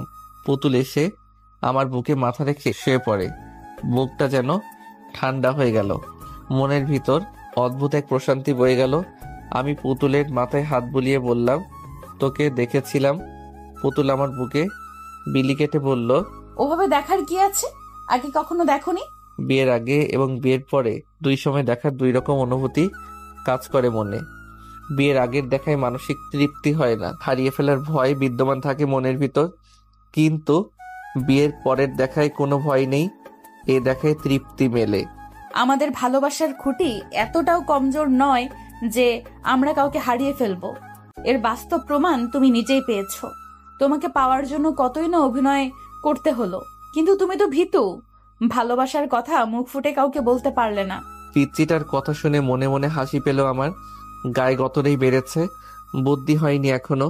আমি লম্বা একটা শ্বাস নিয়ে বললাম, ভালোবাসা এমন একটা জিনিস যার অনুভূতিগুলো খুব সহজে প্রকাশ করা যায় না।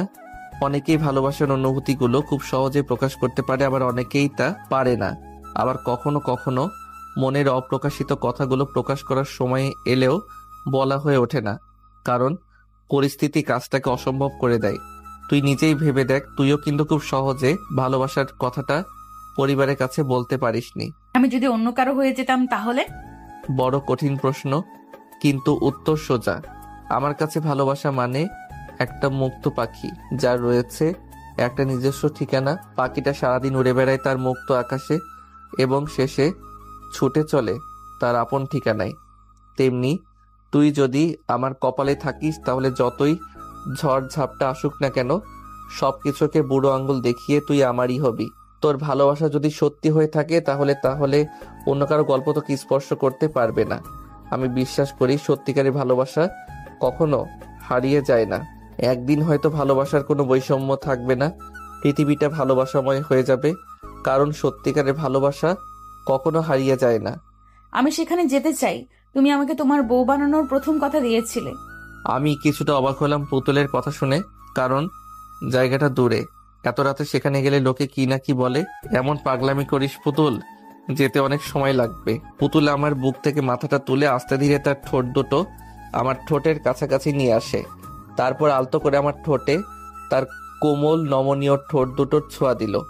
শিহরণ বয়ে গেল আমার শরীরে। এটা জীবনের দ্বিতীয় ছোঁয়া পুতুলের ঠোঁটে। পুতুল মায়াবী চোখে তাকিয়ে মায়াবী কণ্ঠে বলল, প্লিজ। পুতুলের কথায় এতটাই মায়া জড়ানো যে আমি না করতে পারলাম না। আচ্ছা ঠিক আছে চল, কিন্তু বেশি সময় থাকা যাবে না। পুতুল অনেকটাই খুশি হয়ে বলল, ঠিক আছে। তারপর পুতুলকে নিয়ে বের হলাম বাড়ি থেকে। সাথে নিয়েছি আমার পুরনো সাথী সাইকেলটাকে। বাড়ির বাইরে এসে পুতুলকে সামনে বসিয়ে ছুটতে লাগলাম সেই ঠিকানায় যেখানে আমি মন খারাপ হলে যেতাম। অবশেষে পৌঁছালাম সেই পুরনো জায়গায়। অনেকদিন আসা হয়নি এখানে, বড় অচেনা লাগছে জায়গাটাকে। নদীর ধারে ঘাসের উপর দুজনে বসলাম। পুতুল আমার কাঁধে হেলান দিয়ে চাঁদ দেখায় মন দেয়। আমি ঘটা করে প্রশ্ন করি, আচ্ছা ডক্টর আর নার্স তো বলল তোর অবস্থা খুব খারাপ, কিন্তু তোর তো কিছুই হয়নি, তাহলে তারা এই কথা বলল? কারণ আমি বলতেছি বলতে। তুই সত্যি একটা ফাজিল মেয়ে। জন্মের পর থেকেই দুষ্টুমি শুরু হয়েছে তোর। আমার কথায় পুতুল কপট রেগে যায়। এই, আমাকে একদম ফাজিল বলবা না। তাহলে কি বলবে? ছোটবেলায় তো কম কাণ্ড করিসনি। মেয়েটা বোধহয় রাগ করলো। জানিস তুই আমাকে কেন ভালোবাসিস? পুতুল আমার প্রশ্ন ভ্রু কুঁচকে তাকালো আমার দিকে। কেন? যেদিন তোর জন্ম হয় সেদিন তোকে কোলে নিয়েছিলাম আদর করার জন্য। তোর কপালে চুমু খেয়ে গালে চুমু খেতে যাব, ঠিক তখনই তুই মুখ ঘুরিয়ে আমার ঠোঁটে চুম্বন করিস। তাহলে ভেবে দেখ তুই কতটা দুষ্টু। আমার কথা শুনে মনে হয় পুতুল লজ্জা পেল। চুমু খেয়েছি, বেশ করেছি। আর চুমু খাবো, বেশ করে চুমু খাবো। জন্মের দিন খেয়েছি, মৃত্যুর দিনেও খাবো। শুধু খাবো আর খাবো, পুরো দুনিয়া খাবো। পুতুলের এমন প্রলাপ বাক্য শুনে আমার চোখ আর চোখের জায়গায় নেই, চোখ কপালে উঠে গেছে। পাগল টাগল হয়ে গেলে নাকি? কি বলছে এসব? তারপর আর কথা না বাড়িয়ে চলে আসি সেখান থেকে। সেই রাতে আরো অনেক পাগলামি সহ্য করতে হয়েছে। আমার পুতুল বইয়ের অনেক বড় হয়ে গিয়েছে সে। সকালে ঘুমিয়েছিলাম, হঠাৎ কারো গরম নিঃশ্বাস আমার মুখের উপর অনুভব করি। নিঃশ্বাসটা অতীব প্রখর, তার মানে একদম আমার মুখের খুব কাছাকাছি। পিটপিট করে চোখের পাতা মেলে দেখি পুতুল আমার মুখের উপর নিয়ে নিজের মুখটাই নেই আমাকে দেখছে। আমি হুট করেই পুতুলকে আমার বুকে জড়িয়ে নিই। এতে ঠাস করে পুতুলের নাকটা আমার থুতনিতে বাড়ি খেলো। পুতুল নাক চেপে ধরে বলল, উফ, গেল রে, আমার নাকটা ফেটে গেল। এভাবে কেউ জড়িয়ে ধরে? তোর নাকটা বড্ড উঁচু, একটু বোচা হওয়া দরকার। তুমি কি এখনো আমাকে তুই করেই বলবে? আপনি বা তুমি শব্দগুলোর থেকে তুই শব্দটিতেই বেশি ভালোবাসা এবং মায়া লুকিয়ে থাকে। তুই নামক সম্পর্কগুলোতে যে কতটা গভীর ভালোবাসা থাকে সেটা তুই ভাবতেও পারবি না। আচ্ছা, তুমি এত সুন্দর করে কথা বলো কিভাবে?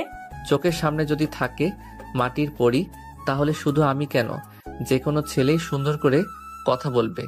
একটা ছেলের মনে লুকিয়ে থাকা ঘুমন্ত কাব্যিক ভাবনাকে জাগ্রত করার জন্য একটা মিষ্টি মেয়ের মায়াবী মুখ এবং লম্বা চুলের এক ফালি চুল যথেষ্ট। থামো থামো থামো, অনেক হয়েছে। তোমার জন্য কফি নিয়ে এসেছি, খেয়ে নাও। পরে ঠান্ডা হয়ে গেলে আমার দোষ নেই। আর কফি? যেখানে গরম কফির মালিক আমার বুকে, সেখানে কফি ঠান্ডা হলে সমস্যা নেই। হয়েছে অনেক ন্যাকামি। এখন উঠি, ফ্রেশ হয়ে বাইরে গিয়ে দেখো কারা এসেছে। পুতুল আর কিছু বলার সুযোগ না দিয়ে এক প্রকার পালিয়ে গেল। আমি কফির মগে চুমুক দিলাম। এটা মা বা ছোট মার হাতের তো নয়। পুতুল আমার জন্য কতটা কষ্ট করছে ভাবতেই আমার মনের ভিতর অদ্ভুত এক প্রশান্তি আসে। তারপর ফ্রেশ হয়ে বাইরে গেলাম।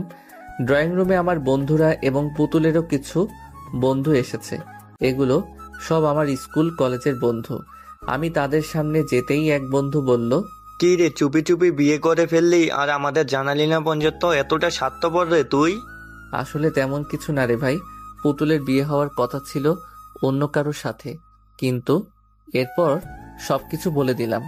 আচ্ছা চল বাগানে, আজ সারাদিন আড্ডা হবে। আচ্ছা, কিন্তু নাস্তা তো করে নে তোরা। তোর কি মনে হয় রে আমরা রোজা আছি?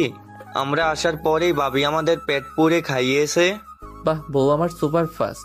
তারপরে সবাই মিলে বাগানে গেলাম, সবাই গোল হয়ে বসলাম, পুতুলের বান্ধবীদের সঙ্গে আর আমি আমার বন্ধুদের সাথে।